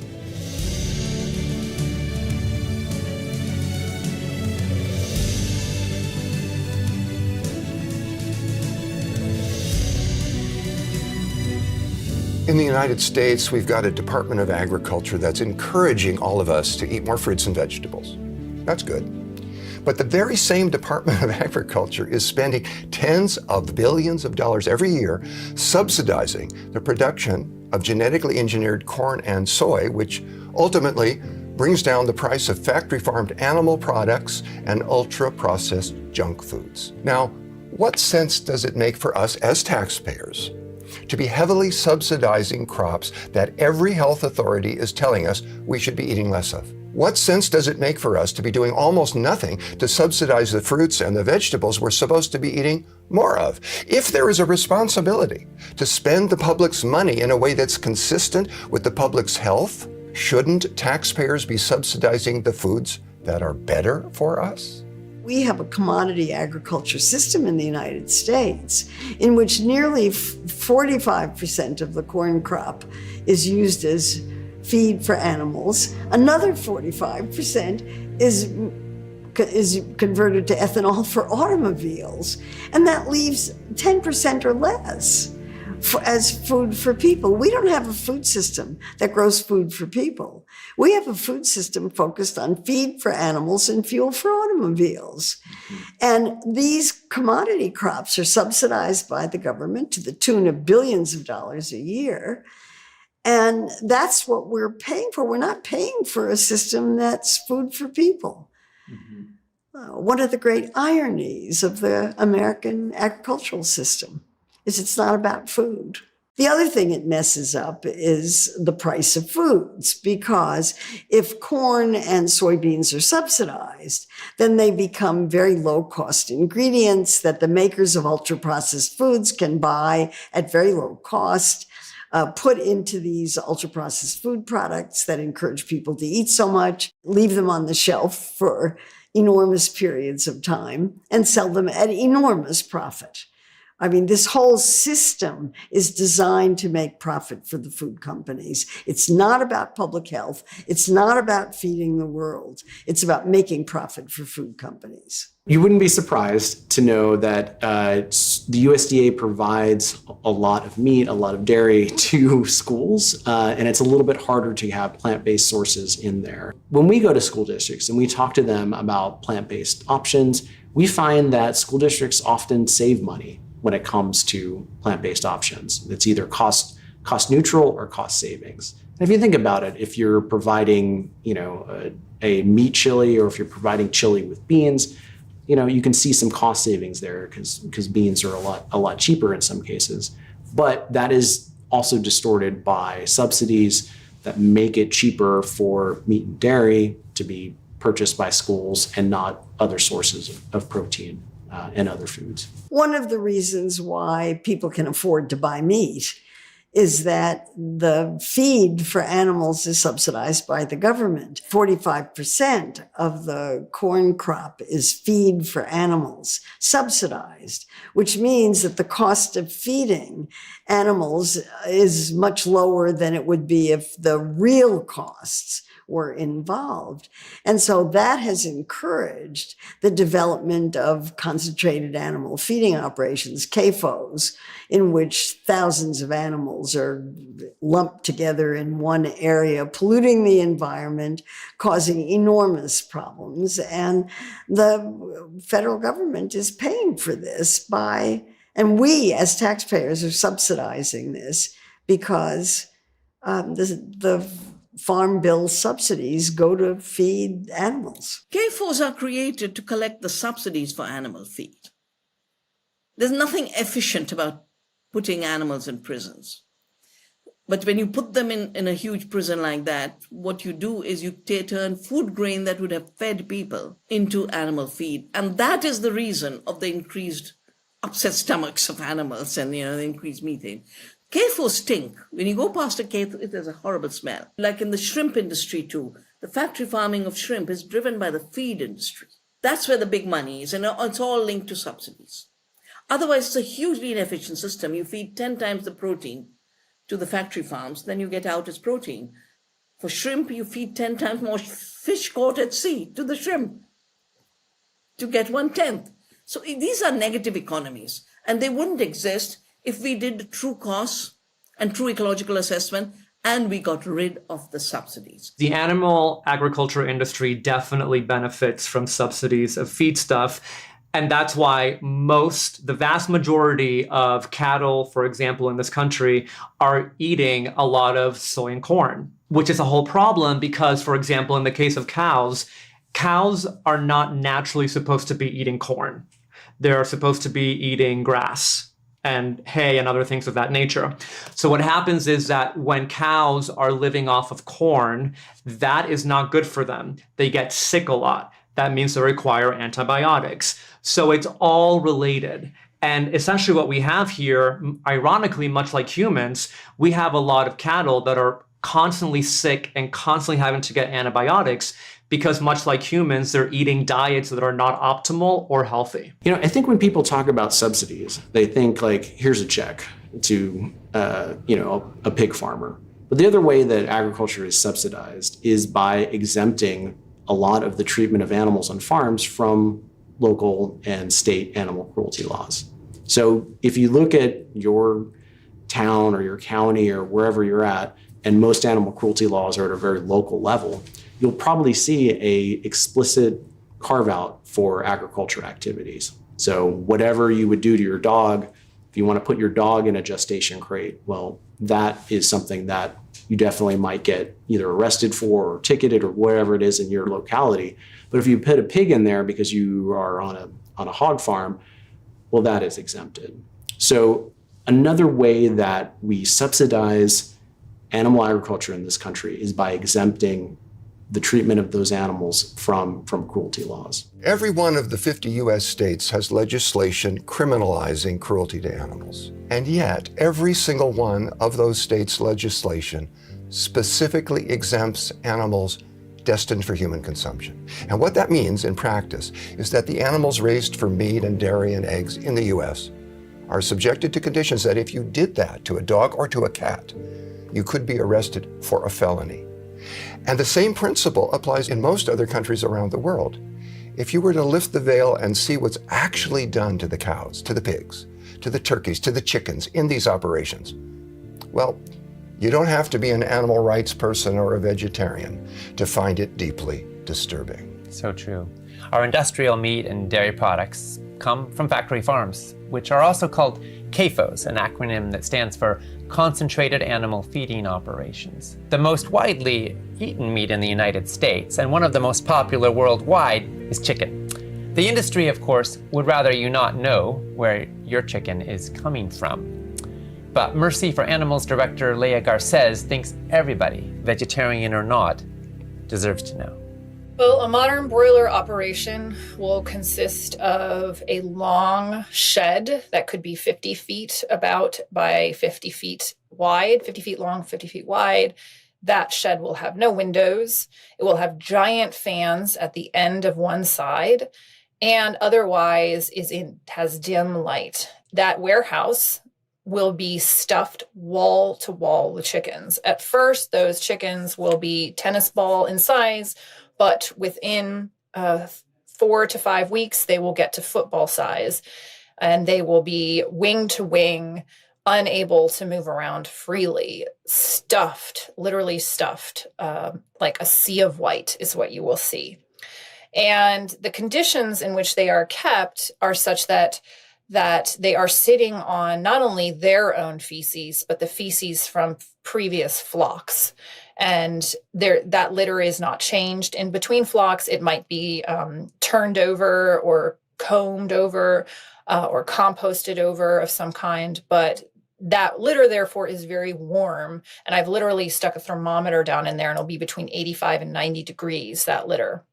And so the chickens are sitting on that litter. Now, they're sitting almost all of the time because they are of a breed such that they are made to grow very big, very fast, so that moving is very uncomfortable, if not painful, downright painful, if not that they are unable to walk at all. And so you will see in that shed, you will see birds that have their legs splayed out to the back or to the side, and they're literally using their wings as crutches to move around to get to the food and water. On top of all of that, you have ammonia and dust at very high levels from all of the feces, all of the feather dust, and all of the litter that is there. And when I step into one of these houses, I will be hit with a wall of ammonia and dust. And several times I've had lung infections after going into these houses because the air quality is so poor. This is the life of a typical chicken that you have in any supermarket, in any restaurant. This is the life of a modern broiler chicken. What you've got is all these animals together in very close quarters, very prone to disease because of their proximity. And so they're being absolutely plastered with antibiotics prophylactically by farmers to prevent the whole lot from being wiped out by bacterial infections. Because, once a bacterial infection takes hold in a place where these animals are so tightly packed together, it could kill the whole lot. It could just be a plague which wipes out the entire farm. So to prevent that from happening, farmers dose them prophylactically with antibiotics, which is something, we never do in human medicine because antibiotics are such a precious resource. We're very aware of the need to preserve it, so we don't use it in such profligate ways. But also, they use antibiotics as growth promoters. It's really shocking. Again, this precious, crucial resource is just used to fatten up animals because for some reason, which I don't fully understand, it has something to do with suppressing gut bacteria. It makes animals fatter more quickly if you wipe out some of the bacteria in their systems. So it's just a grotesque thing to do. And so you created this selective pressure that favors the development of resistant bacterial strains. And that resistant bacteria can then spread to humans through direct contact, farmers going in and out of there and then spreading it, or through consumption of contaminated meat products. If you eat chicken, let's say the chicken goes to slaughter on that very fast-moving slaughter line, there's fecal contamination, which happens often. Then you eat that chicken, it hasn't been dipped in the chlorine or it hasn't been fully cooked, or that meat that you were cutting somehow on the cutting board then gets on other food, you get sick. You get that resistant bacteria in your system. And it's a very, very high risk. And this is a significant public health concern because it limits our ability to combat infections, and it's leading to more severe and challenging to treat diseases and potentially compromising the future of humanity because of it. More and more, what doctors are finding is that a lot of bacterial infections are becoming antibiotic resistant. And a large part of that is because we have such a large presence of antibiotics, even though they're in minimal amounts in the food supply. So another reason why when we have these controlled animal feeding operations or CAFOs, part of the issue is that we have a lot of sick animals that require antibiotics in order to stay alive so they can be essentially used for their meat or their byproducts. And then that ends up getting into the food supply.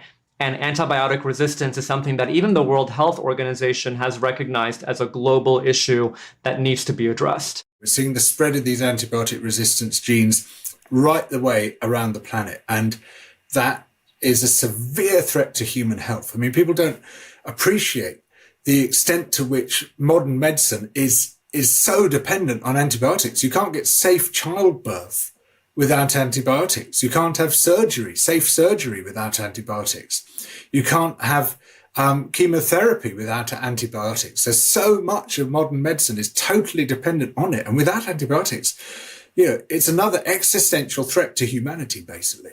It's been known for a long time that the widespread use of antibiotics to make livestock grow faster and to enable these animals to survive the crowded, filthy, and unsanitary conditions of factory farms has been causing bacteria to mutate and to develop resistance to the antibiotics used in human medicine. But the U.S. Food and Drug Administration, known as the FDA, has done next to nothing about this.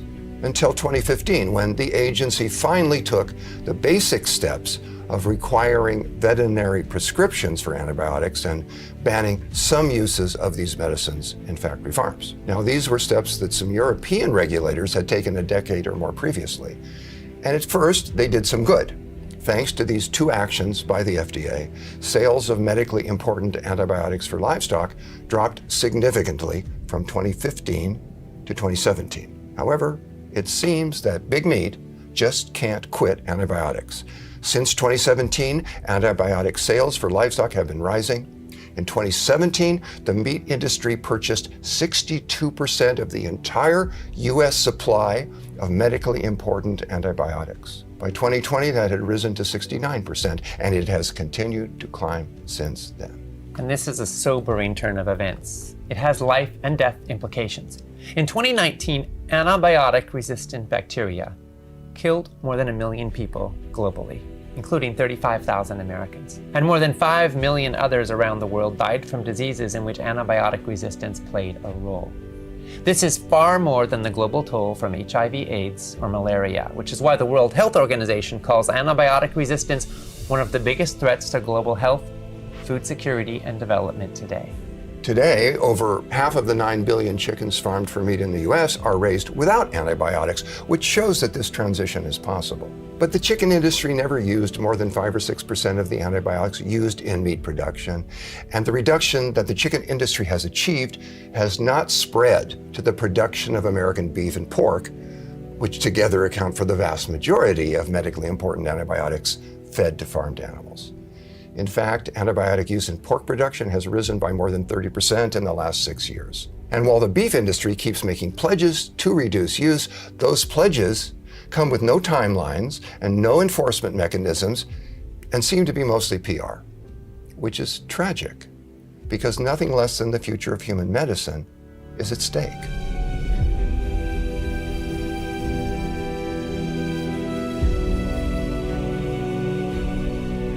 I don't know anybody who wants to see animals raised in torturous conditions. And a lot of farmers hate it too. They didn't set out to raise animals because they wanted to be cruel, but they've got to keep costs down. And in order to be competitive in an industry that often runs on super low margins, they have to resort to practices that are heartbreaking.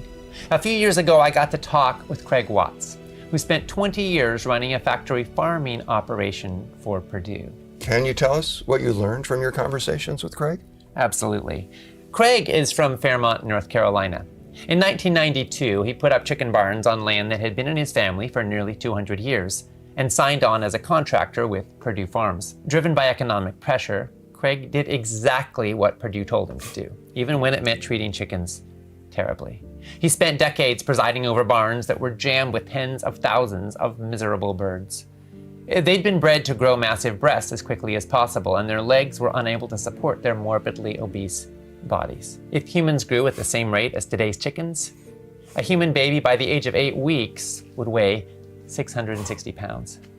And you know, Craig's contract with Purdue explicitly forbade him from ever giving his birds sunshine or fresh air. That sounds awful. Did Craig tell you how he felt about that? Yes, he did. Craig didn't like it one bit.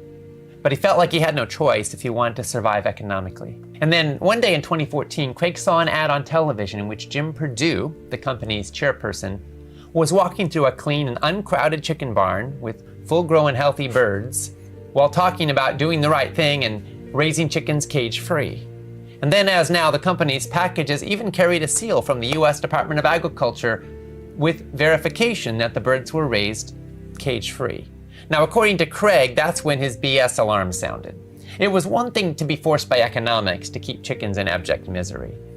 It was another to be complicit in lying about it. Craig had had enough. He invited Leah Garces, who's part of this summit and who was then the US Director of Compassion in World Farming, to visit his broiler barns and to bring a camera. Leah documented the conditions in which Craig's chickens were forced to live and wound up releasing a video that rocked the chicken farming world. This wasn't an undercover investigator revealing a worst-case scenario. This was a farmer showing the world what's actually done as standard practice in a USDA-certified cage-free operation. The resulting video didn't show Craig tucking the chickens in and reading them bedtime stories. What it did show was birds who were unable to stand and who were lying in heaps of excrement. Many of them were showing open sores. Some of them were dead. The video went viral and was seen by millions of people. Yeah, the story of Craig was that when he was in his early 20s, he wanted a way to stay on the land that had been passed down multiple generations in his family. So when the chicken industry came to town, they offered him a contract.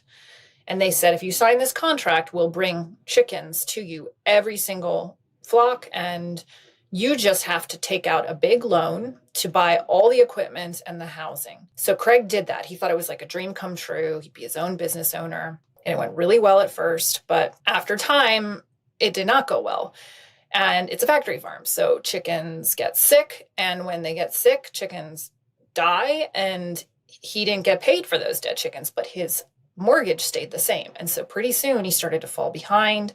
And so 22 years later, he had reached a breaking point. We met and we did something we never expected to do, which was he and I, animal rights activists and chicken factory farmer, came out together to expose the chicken industry. Chicken factory farms are notoriously inaccessible to anyone outside of the industry, despite chicken being America's most popular meat.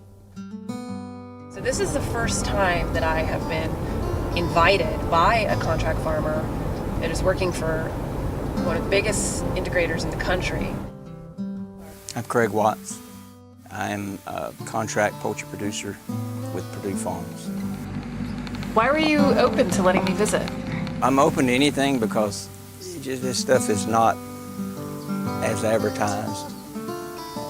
There's a lot of flaws in the system. The consumers being hoodwinked, the farmers being jerked around. Chicken from this Purdue farm is USDA process verified. The USDA calls this humanely raised, and consumers are paying for it.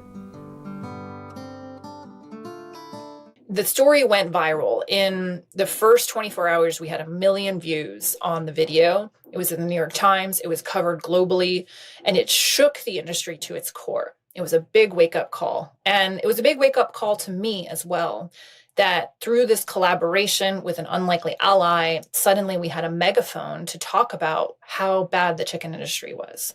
Purdue is the company, and Purdue at first ignored us. The first thing they did actually was send somebody down to Craig's farm, and I wouldn't call it retaliation or intimidation, but they said that he had to go on a training course on animal welfare, and it was really scary for Craig. But the whole world was watching what Purdue was doing, and a couple years later, they finally sat down with Craig and I, with me, to discuss animal welfare policies. And to their credit, they're a company that has made a lot of progress on animal welfare. And I credit that to our expose. Craig Watts had had enough. He got out of the chicken farming business, and you might be wondering what he did with the housing and the other equipment that he had borrowed money to construct on his property. Shall we see?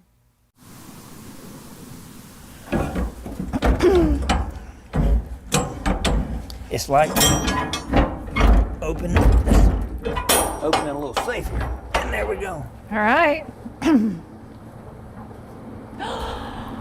Oh, look at the mushrooms.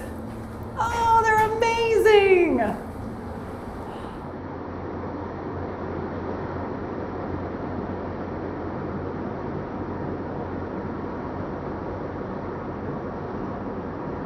When I planned it out, it worked just like it was supposed to. Yeah? Yeah, there's no surprises here. You know, this was just get them in here, get the environment right. I love that these are the dividers that used to be inside the warehouse that would keep the baby chicks in sections, and now you're using them to hold up the mushrooms. I think about when I walk by and I look at chicken in the grocery store, how some poor man went broke raising that chicken. Now when I'm gonna look at mushrooms different, and all that work that goes into that little package of mushrooms. You don't know, you have no idea you just have no idea. What have you learned while you've been transitioning? I learned it in my gut. I'm a farmer. I kind of stepped out of it for a little while, but what I was doing wasn't farming. Yeah, what does farming mean? Farming means that you're growing things and you're in control of what you're doing and you're enjoying what you're doing. And the industrial model was none of the above. You know, when we were raising chickens, it was not fun, right? So, but this is fun, right? Yeah, you're creating. Right.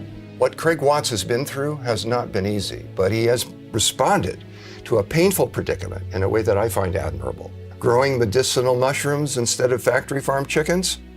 What a beautiful and life-giving change. Yes.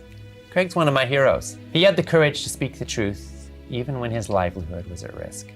And now he's become an inspiring example of how any one of us, no matter where we come from or what we've been through, can be part of the food revolution. Why do we need a food revolution? Because food is one of the greatest opportunities for healing that I think the world can ever find. I think it's a treasure. Food has been one of the core foundations of life for all of the history of mankind in this earth. Food has brought people together. It has united us in powerful ways. It has nourished us. And when we begin eating the right foods, we'll begin nourishing the entire ecosystem. So we need a food revolution, all that you're doing to begin nourishing the world in a way that it can actually begin regenerating and healing. Number one cause of death and disability in the United States, according to the most comprehensive study of diet health in history, is our diet. It's like number one thing that determines how long we live, how well we live, is what we put in our mouth. So if there was any decision to actually put some thought into, any habit to actually put some work into, it would be eating healthy foods. The number one thing that we could look forward to if the whole world were largely whole food plant-based would be a significant decrease in chronic diseases. The top three, again, being heart disease, high blood pressure, and type 2 diabetes.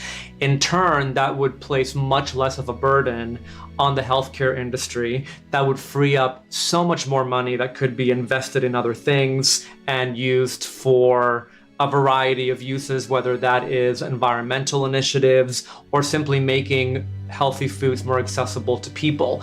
But the number one effect would definitely be on human health. And then, of course, there would also be a huge effect on the hundreds of millions of lives of animals that would be spared and saved. Earlier in this episode, we saw people with diabetes who had gathered to see what would happen if for 10 days they lowered or stopped taking the multiple drug regimens they'd been prescribed and instead ate a whole foods plant-based diet. What would happen if they did this just for 10 days? Well, it's time now for us to see just how these immersion participants fared when they did this. Thank you everyone for the 10 days. This has been phenomenal. I just kind of want to give you a quick summary of the medical component of this, which is absolutely phenomenal. We had a total of 54 pounds with the 8 of you lost, and you've lost 10 pounds, Yes. which is pretty cool.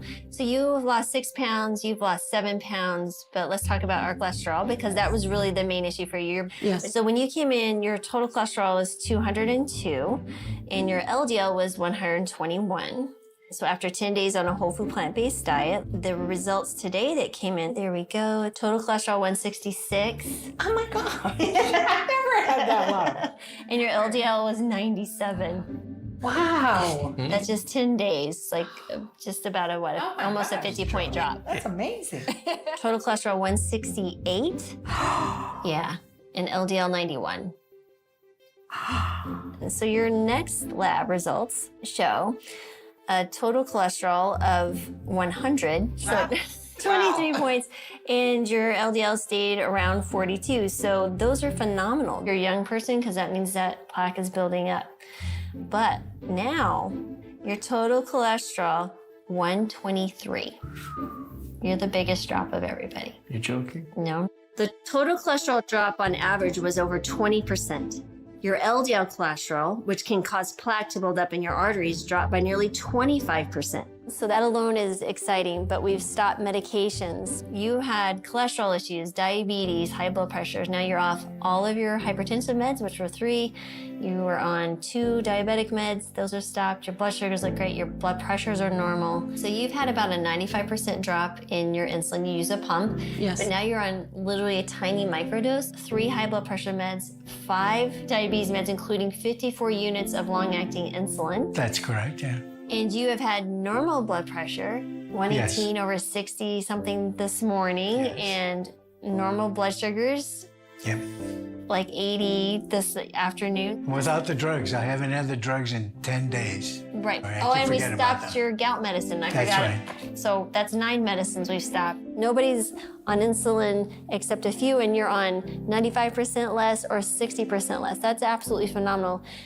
Blood pressure is improving, even on blood pressure medication, dropping 50 points systolically into the great normal range. So these are some amazing results. I hope you guys really understand how incredible that is and that you'll continue this journey. So congratulations, and thank you for letting me be a part of your journey. The reality is that if you eat the standard typical Western diet, you are on a fast track to debilitating illness. But we hear every day from people who have changed what they eat, and their lives have transformed. Many of them are not only reversing chronic illness, they're also feeling better, happier, and more alive. When you give your body the right fuel, it can make a world of difference to not only how long, but also how well you live. Some people ask if it's too late for them. I mean, after a lifetime of bad habits, does it really matter what you eat? At a certain age, does it matter that much? And I say, yes, it always matters. And in fact, the worse your habits have been, then in some ways, the more you have to gain from making a positive change. The human body has an extraordinary capacity to heal and to regenerate when you give your body the right fuel and bring your choices into alignment with your well-being. It's incredible how quickly your body can recover and renew. When you feed your body with the nutrients it really needs, when you start eating lots and lots of fresh veggies and fruits, when you fuel your body in an optimally healthy way with a whole foods, plant-powered diet, then all kinds of diseases can be reversed because your healing powers are magnified. Yes, and that's why we're here. And that's why we do what we do. Because the status quo is no longer acceptable. Because people's lives are on the line. Because we can do better. And that's why we've created this docuseries and this summit, to put the power back in your hands. In our next episode, we'll focus on brain health. We're going to look at how you can prevent Alzheimer's and other forms of dementia, how you can effectively fight depression, anxiety, and other mental health challenges, and how the right diet and lifestyle choices can help you enjoy a clearer mind and a healthier and happier life. We'll see you there. Let's do this.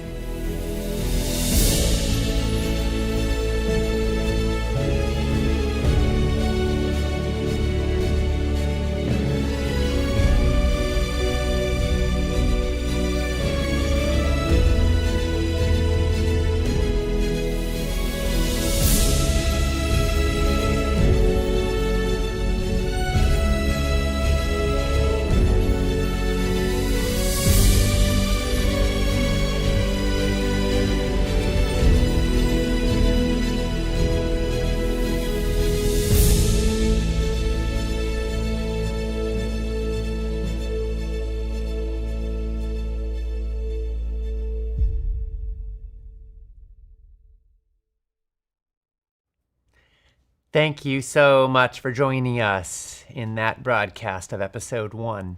To express your opinions on what you've been hearing and to find out what other people are saying, post and engage in the comment section on our broadcast page. Make sure you refresh the comments using the button provided there so you can see the most recent ones that have been submitted. And by the way, you can respond to other people's comments as well. Let's build the community of this. And now I want to share some of the comments that have been pouring in. I want to answer some questions and give away some prizes. And I'm also going to tell you more about some of the other powerful resources that you can take advantage of as we go through this summit. Teresa said, "This summit is starting off with fire, and I love it. So sad for those who are unaware of this great information-filled platform. I will do my best to spread the word. Thank you, Food Revolution Network." Teresa, thank you for being here. And yes, thank you for spreading the word. Everyone watching, if you have learned something today that has touched you, that has inspired something in you, that has meant something to you, I want to invite you, encourage you, and even ask you to think about who you can share this with. You can, of course, invite folks to join in the summit. Send them to foodrevolutionsummit.org and they can register. You can stream videos, you can get the empowerment package and share takeaways and links. But the most important thing is, don't let this just be for you. Let this be for your community, because that's how we can really grow this revolution and help so many more people take advantage of this life-changing knowledge. Linda said, this presentation is a complete blessing for anyone watching and changing their thinking, their buying, and their eating. I love John and Ocean for their commitment. After watching today, I'm literally weeping about the truth and the treatment of animals in factory farming. Seeing this and hearing the truth will change my life starting today. Linda, thank you for being here. Thank you for letting yourself have the feelings that so many of us feel when we learn these facts, that the treatment of animals in factory farms is horrendous. And I am so moved by the fact that when people learn about this, most of us say no. Animals deserve to be treated with respect and with kindness. And you don't have to be a vegan or a vegetarian or an animal rights activist to believe that animals deserve to be treated with decency and respect. And you also don't have to be a plant-based eater to want to be healthy and to want to take advantage of the profound health benefits that come with eating healthy plant foods. So wherever you are on the journey and however you identify, I want to invite us all to feel the power of our shared commitment to learning and growing and being a part of the solution on this planet. Parul said, thank you, Mr. John and Ocean, for offering this series. This is my second year attending the summit, and I couldn't wait for it to start. It blew my mind last year and influenced me to make a lot of changes in my family's diet and lifestyle. Thank you so much for sharing this valuable information. Well, Parul, thank you for being here. Welcome back, and congratulations on implementing some of what you have learned here to support your family. That is so precious and so good to hear. Renee said, as a healthcare professional, I'm acutely aware of how pills are handed out like candy to patients.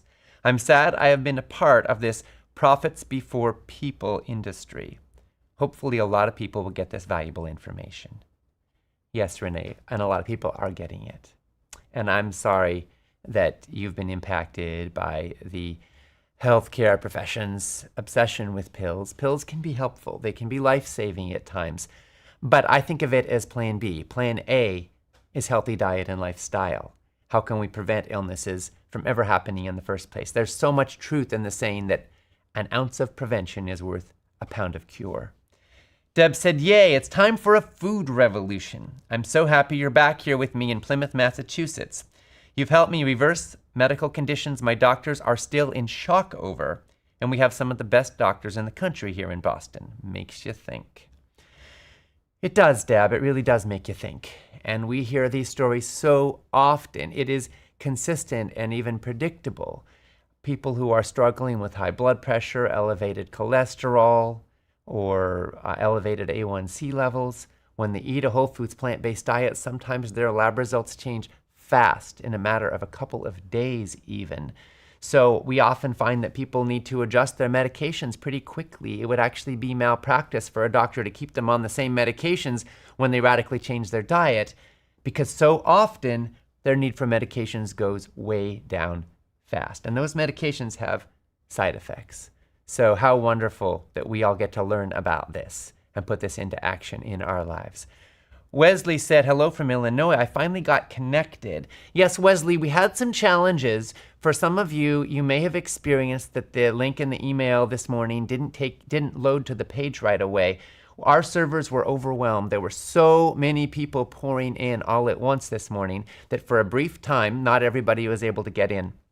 Fortunately, the problem has been fixed. We were able to upgrade. Our tech team is amazing. If you did struggle, thank you for staying with it. The fact that you're seeing me right now means you made it through, and most folks did, and that is great. And I think we've got this solved for the rest of the summit, so we shouldn't see this problem again. And if you did struggle with getting in today, apologies, but the good news is you can watch it all on replay as soon as we finish today if you missed anything.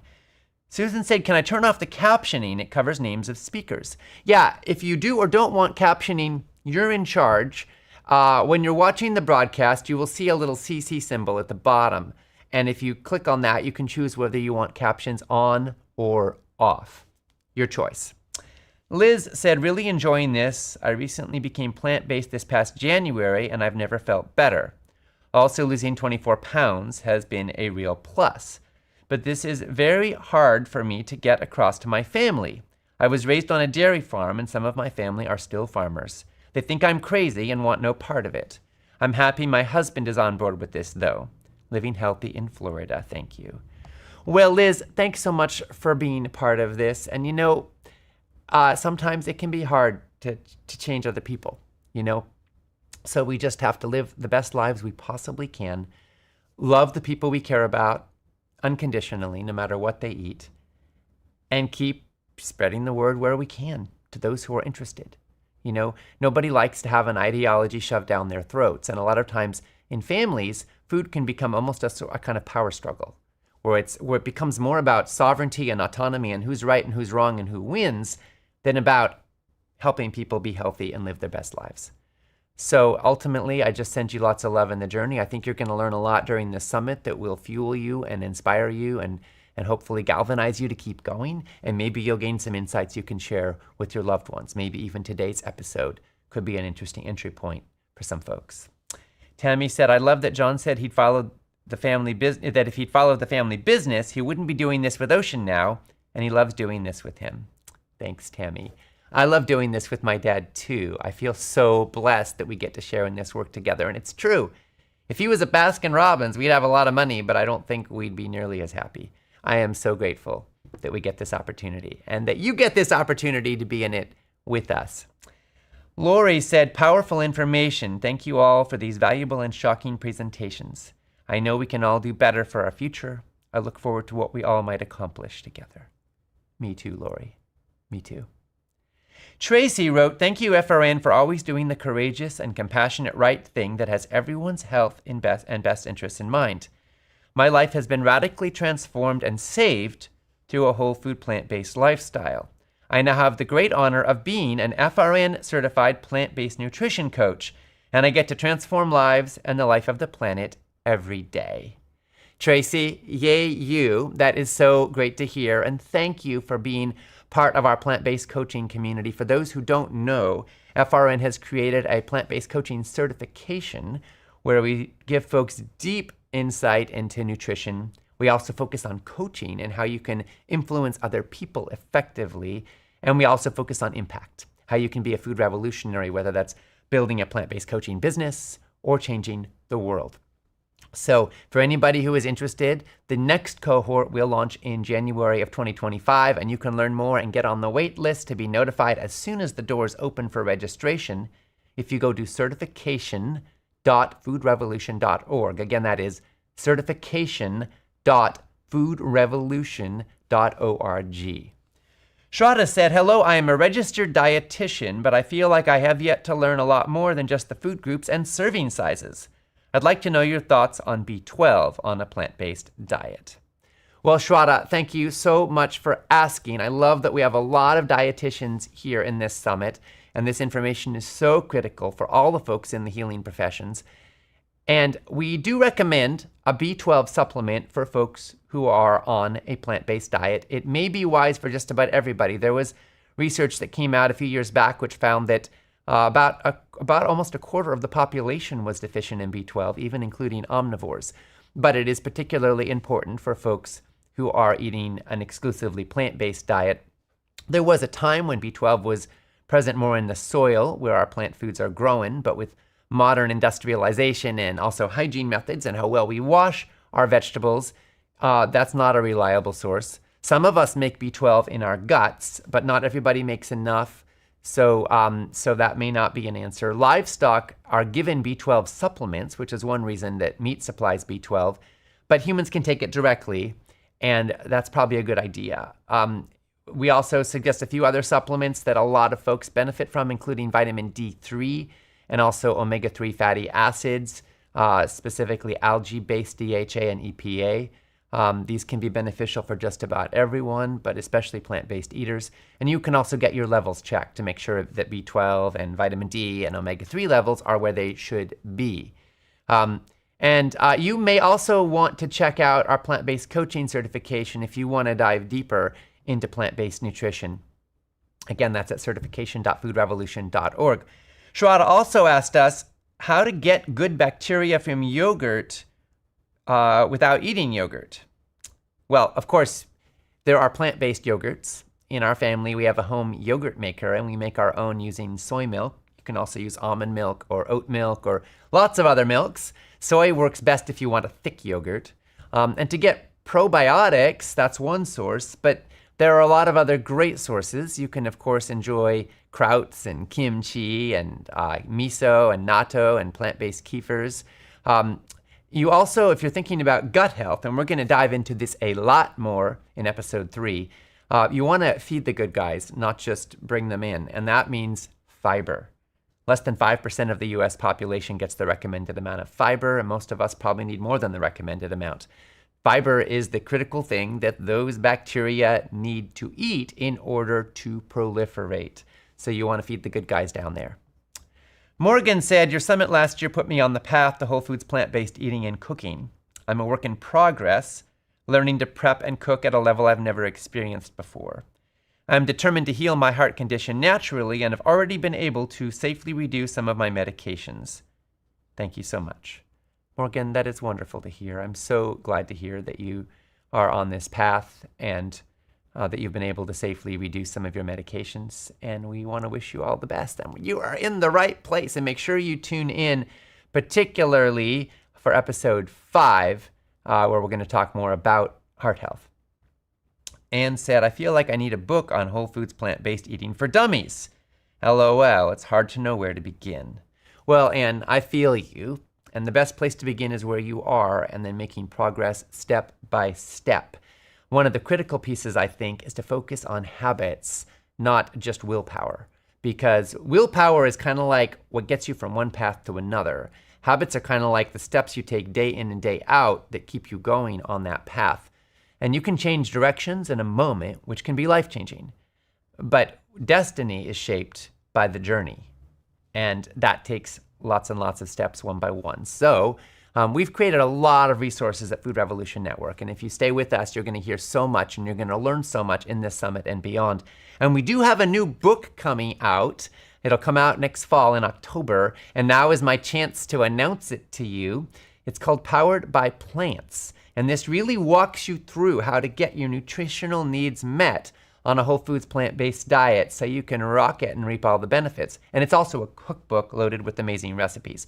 So if you want to pre-order a copy, go to poweredbyplantsbook.com. Again, that's poweredbyplantsbook.com. I wrote it with Nicole D'Andrea Russert, FRN's lead dietitian and recipe developer, and that could be a great resource for you.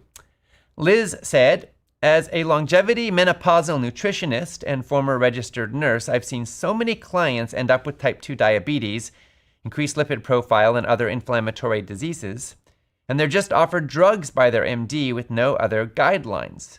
Sustainable changes in nutrition and lifestyle can create lasting change. Great speakers and amazing info, which touches on all the important issues needing to be heard. Yes, Liz, thank you so much for being here. And I'm so glad that you, as a menopausal nutritionist and former registered nurse, that you're able to bring this message to your clients.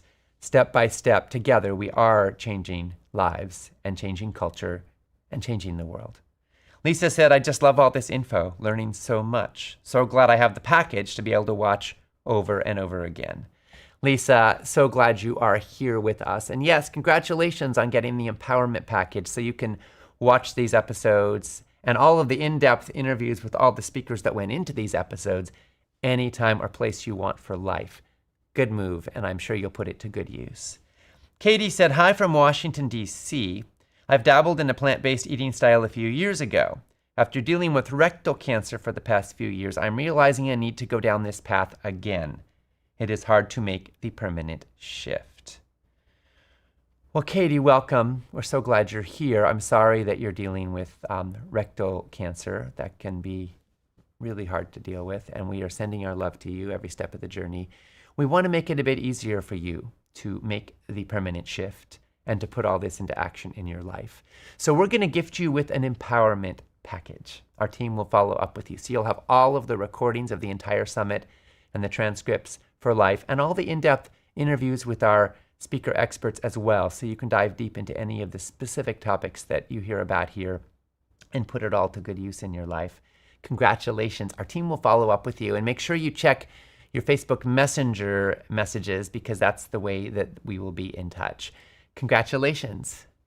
And congratulations also to all of our recent Empowerment Package new owners, including Shelley from Missouri, Francis from California, Richard from Texas, Jennifer from Utah, Donna from Canada, Robert from Washington, Bonnie from Georgia, Denise from Maine, Bodil from Norway, Cynthia from Florida, Dennis from Kansas, Elena from North Carolina, and everyone else who is getting the Empowerment Package. We thank you so much for your investment in your health and also in our mission, because your investment helps us to carry this work forward so we can spread the word to lots and lots and lots more people. And now I want to tell you a little bit about some of the other resources we put together, because of course every day of this summit you get another episode. And I'm on before and after each episode to share top takeaways, answer questions, and share some prizes with all of you as well. And then as well, every day after the live broadcast completes, you can watch it all on replay until the next day's broadcast begins, or if you're an Empowerment Package owner, then you get it for life. But there's more. There's so much more to this summit. So in order to create all of these episodes, we did interviews with 45 of the world's top food and health experts. And every day of this summit, we're sharing 3 more of those interviews that are on the broadcast page that you can watch if you want to go deeper with the experts that we're interviewing. So today's featured expert interviews are Adrian Fu Berman. The topic is Farmed Out, How the Pharmaceutical Industry Shapes Medical Practice. Also, Andy Bellotti, registered dietitian nutritionist on food integrity, aligning your choices with your values. And the third featured expert interview of the day is Marian Nessel, PhD, on food politics, how the status quo is making us sick and what you can do about it. So those are all going to be available today on the broadcast page to watch for free for everybody who's in the free summit. And of course, Empowerment Package owners have access to all 3 of those and all 45 expert interviews for life. So I hope you all can enjoy that. And also, every day of the summit, we have 3 more recipes of the day brought to you by our lead dietitian nutritionist and my co-author of multiple books, and that's Nicole Andrea Russert. So Nicole's recipes of the day for today are creamy pumpkin sunflower milk, number 1. And this offers a wonderfully nutritious and tasty alternative to traditional cow milk. It's loaded with plant-based protein and lots of minerals, including zinc, magnesium, and manganese. It's delicious and rich and creamy. Now, our next recipe of the day is hearty Irish stew, which is brimming with savory mushrooms and fragrant aromatics and hearty root vegetables that create bold and meaty flavors and textures from the magic of plants. You simmer it low and slow the way a good stew should be, and this gives you an incredibly rich flavor. And our third recipe of the day is jackfruit carnitas pizza. This hits the nail on the head when it comes to healthy, whole food, plant-based meat alternatives, because jackfruit can mimic the texture of meat and soak up the flavors that you add to it, which makes it a super versatile ingredient that's amazing on this pizza, which also combines a robust spice blend and an array of colorful fruits and veggies. This is an incredible pizza experience. And all of the recipes of the day are available on our broadcast page each day of the summit. And each day there's also one that is a recipe demo video. Nicole takes you into her kitchen where she shows you how she makes it. So today's recipe demo video is jackfruit carnitas pizza. Sherry said, "The journey, love, and relationship Ocean and his father have is evident in the video discussing the health issues John is now facing. The commitment to each other and their team in putting this together is a blessing to all of us who are listening and eager to do our part for our health and the future health of our families and planet. Thank you. Yes, Sherry, thank you so much. I feel so grateful to be able to do this work with my dad and with you, with everyone who is here and part of this revolution. You know, one thing I find is that the food revolution movement is kind of a magnet for awesome people. People with big hearts, big smarts, courage, willingness to think outside the norms and the status quo, willingness to do something different because they value life and they value love and they value compassion. And a lot of us are also here because we want to spread the word and make things better on this planet. And my dad's always been a living example to me of both doing the best you can with what you've got and also trying to help inspire other people to do the best they can with what they've got. So thank you for recognizing our relationship and our love and for being a part of this movement with us. And the whole Food Revolution Network team, there are 27 people on our staff, all working tirelessly to bring this summit and so many other projects to you. Together, we're trying to change the way the world eats. Thank you for being a part of this with us. D.W. Lynn said, switching from an ADA-recommended diet to a healthy plant-based diet, i.e. nutritarian, has eliminated my need for blood pressure and cholesterol prescriptions and reduced my glucose levels and also the insulin units I need. I'm here to learn the newest science. Well, D.W. Lynn, we're so glad you're here. Congratulations on getting those results. And hopefully this summit will help inspire you and empower you to even go further on the journey, because often we see that results can be fast, but they also deepen over time and as we optimize. We heard from Beverly, who said, I am new to vegan and my blood work shows I'm not getting enough protein. How do I get up my protein? Well, Beverly, thank you so much for asking, and we're so glad you're here. Congratulations on stepping onto a plant-powered pathway. It can take some time to discover the foods you want to include in place of animal products and how to create a well-balanced plant-based plate. You're going to learn a lot in this summit that will support you on that journey. We often suggest a visual of maybe 50% of the plate should be fruits and vegetables, and a quarter of it should be whole grains and or starches like sweet potatoes or potatoes, and another quarter should be protein-rich plant-based foods like legumes, for example. Now, some of the plant foods that are really rich in protein include beans and peas and lentils, edamame, tofu, tempeh, nuts and seeds, and also some whole grains like quinoa and buckwheat and amaranth. That said, all plants are rich in protein, and all of the essential amino acids are found in all whole foods. It's just that some have more than others. So you may want to consider including a protein-rich plant food with a lot of your meals and at snack time. For example, if you're enjoying oatmeal in the morning, you could actually consider cooking it in unsweetened soy milk. You can also add some nuts and seeds. Hemp seeds are a great source of protein. You may want to make tacos with black beans and salsa and greens and avocado, and then you can make a stir fry with tofu and rice and veggies, or snacks like hummus and veggies, or a trail mix with nuts and seeds, or a plant-based yogurt with nuts and fruit. So I hope this gives you some ideas. Now, one other thing to keep in mind is that consuming enough calories is important. So since plant-based foods are high in fiber, they sometimes fill us up sooner. They're also high in water, so they can give a feeling of fullness sooner. And some people who move to a plant-based diet actually aren't eating enough total calories, which makes it hard to get enough total protein. So plant-based diets can be a great way to release excess weight if that's a challenge for somebody, but they can also mean that you may need, if you're on a truly whole foods plant-based diet, to make sure you are getting enough calories in order to make sure you're getting enough protein. Be sure you tune in for episode 7 because we're going to cover protein in a lot more depth then. Lisa said, I just love all this info. I'm learning so much and I'm so glad I have the package to be able to watch again and again. KP said, my daughter is definitely watching me and it's great to see her eating healthier. We are starting on our journey of growing our own fruits and vegetables this year. We're newbies but learning. KP, that's awesome. I'm so glad that you're growing food. That is such a powerful and empowering thing to do. And I encourage everybody to think about growing some food, even if it's just some sprouts in the windowsill or in the dish drainer. Sprouts are one of the easiest foods to grow in the entire world. But planting something, especially if you've got kids, can be life-changing. Because when you're connected to the cycles of life, it changes your relationship to food, sometimes in a profound way. And remember, folks, if you're a parent, your kids are always watching you. They may not follow you, but eventually they might, because they learn to talk by listening to you talk.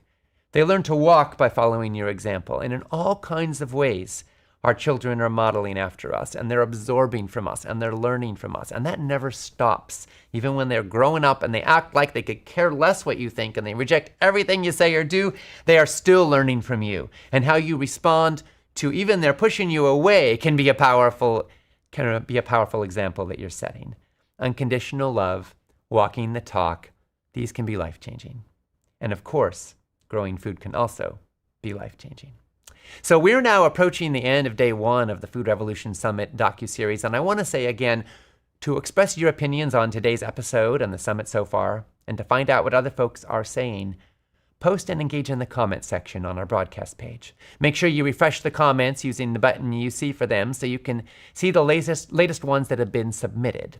You can also join in the conversation on our Facebook page at facebook.com/Food Revolution Network or Instagram at instagram.com/Food Revolution Network. And come on back and join us tomorrow. We're going to go live again at 7:45 a.m. Pacific Time. That's 10:45 Eastern, 2:45 p.m. GMT, or at the top of the hour, 11 Eastern Time, when we start rolling episode 2, which is going to be the brain episode. How diet and lifestyle can help you think clearer, feel better, and prevent Alzheimer's. Tomorrow's episode will rock your world and blow your mind. So please come on back and join us. And in the meanwhile, post and engage in the conversation on the broadcast page. Catch and share the replays, which will go live right on this page after I'm done live here. And you can watch today's extended interviews. You can check out our recipes of the day and Nicole's recipe demo video, which will be right on the replays page just down below here. And you can check out the empowerment package if you want to own it all for life. We wish you a wonderful and a thriving day. This is Ocean Robbins, signing off from day 1 in the Food Revolution Summit. And now, here's a peek at what's coming up tomorrow. Lately, a lot of people are struggling with brain fog, memory problems, mental health issues, and even dementia. It makes you wonder, are we all headed towards losing our most important mental abilities? The good news is there is hope. Leading brain experts have discovered solutions that could help you beat the odds. The data shows us that the majority of dementia cases can be prevented. And the same steps that lower your risk of dementia can also sharpen your mind, elevate your mood, and enhance your quality of life starting right now. It's critical that we speak about this devastating tsunami of brain diseases. Alzheimer's being just one of them affects 6.9 million people in the United States alone. Tens of millions of people worldwide, and this is going to grow massively in the next few decades. Health conditions like depression, schizophrenia, neurodegeneration like Parkinson's, Alzheimer's, other forms of dementia all seem to be associated with dysbiosis or unhealthy gut bacteria. And so what we can actually do to improve and optimize our brain health is also at the same time to help our gut. If your brain is struggling, what I want you to know that you have the power at the end of your fork, that you have the power to make a healthy choice that can actually help heal your brain over time. Learn how to eat for mental health. What you choose to eat is likely the most powerful inroad to better brain health. In this episode, we'll look at how your brain works, find out what causes Alzheimer's, and discover the choices that can greatly reduce your risk. We'll show you how these changes can help clear up brain fog, improve mental health, and keep your memories safe. What you learn here could change your thinking and your life in the best possible way. Let's do this.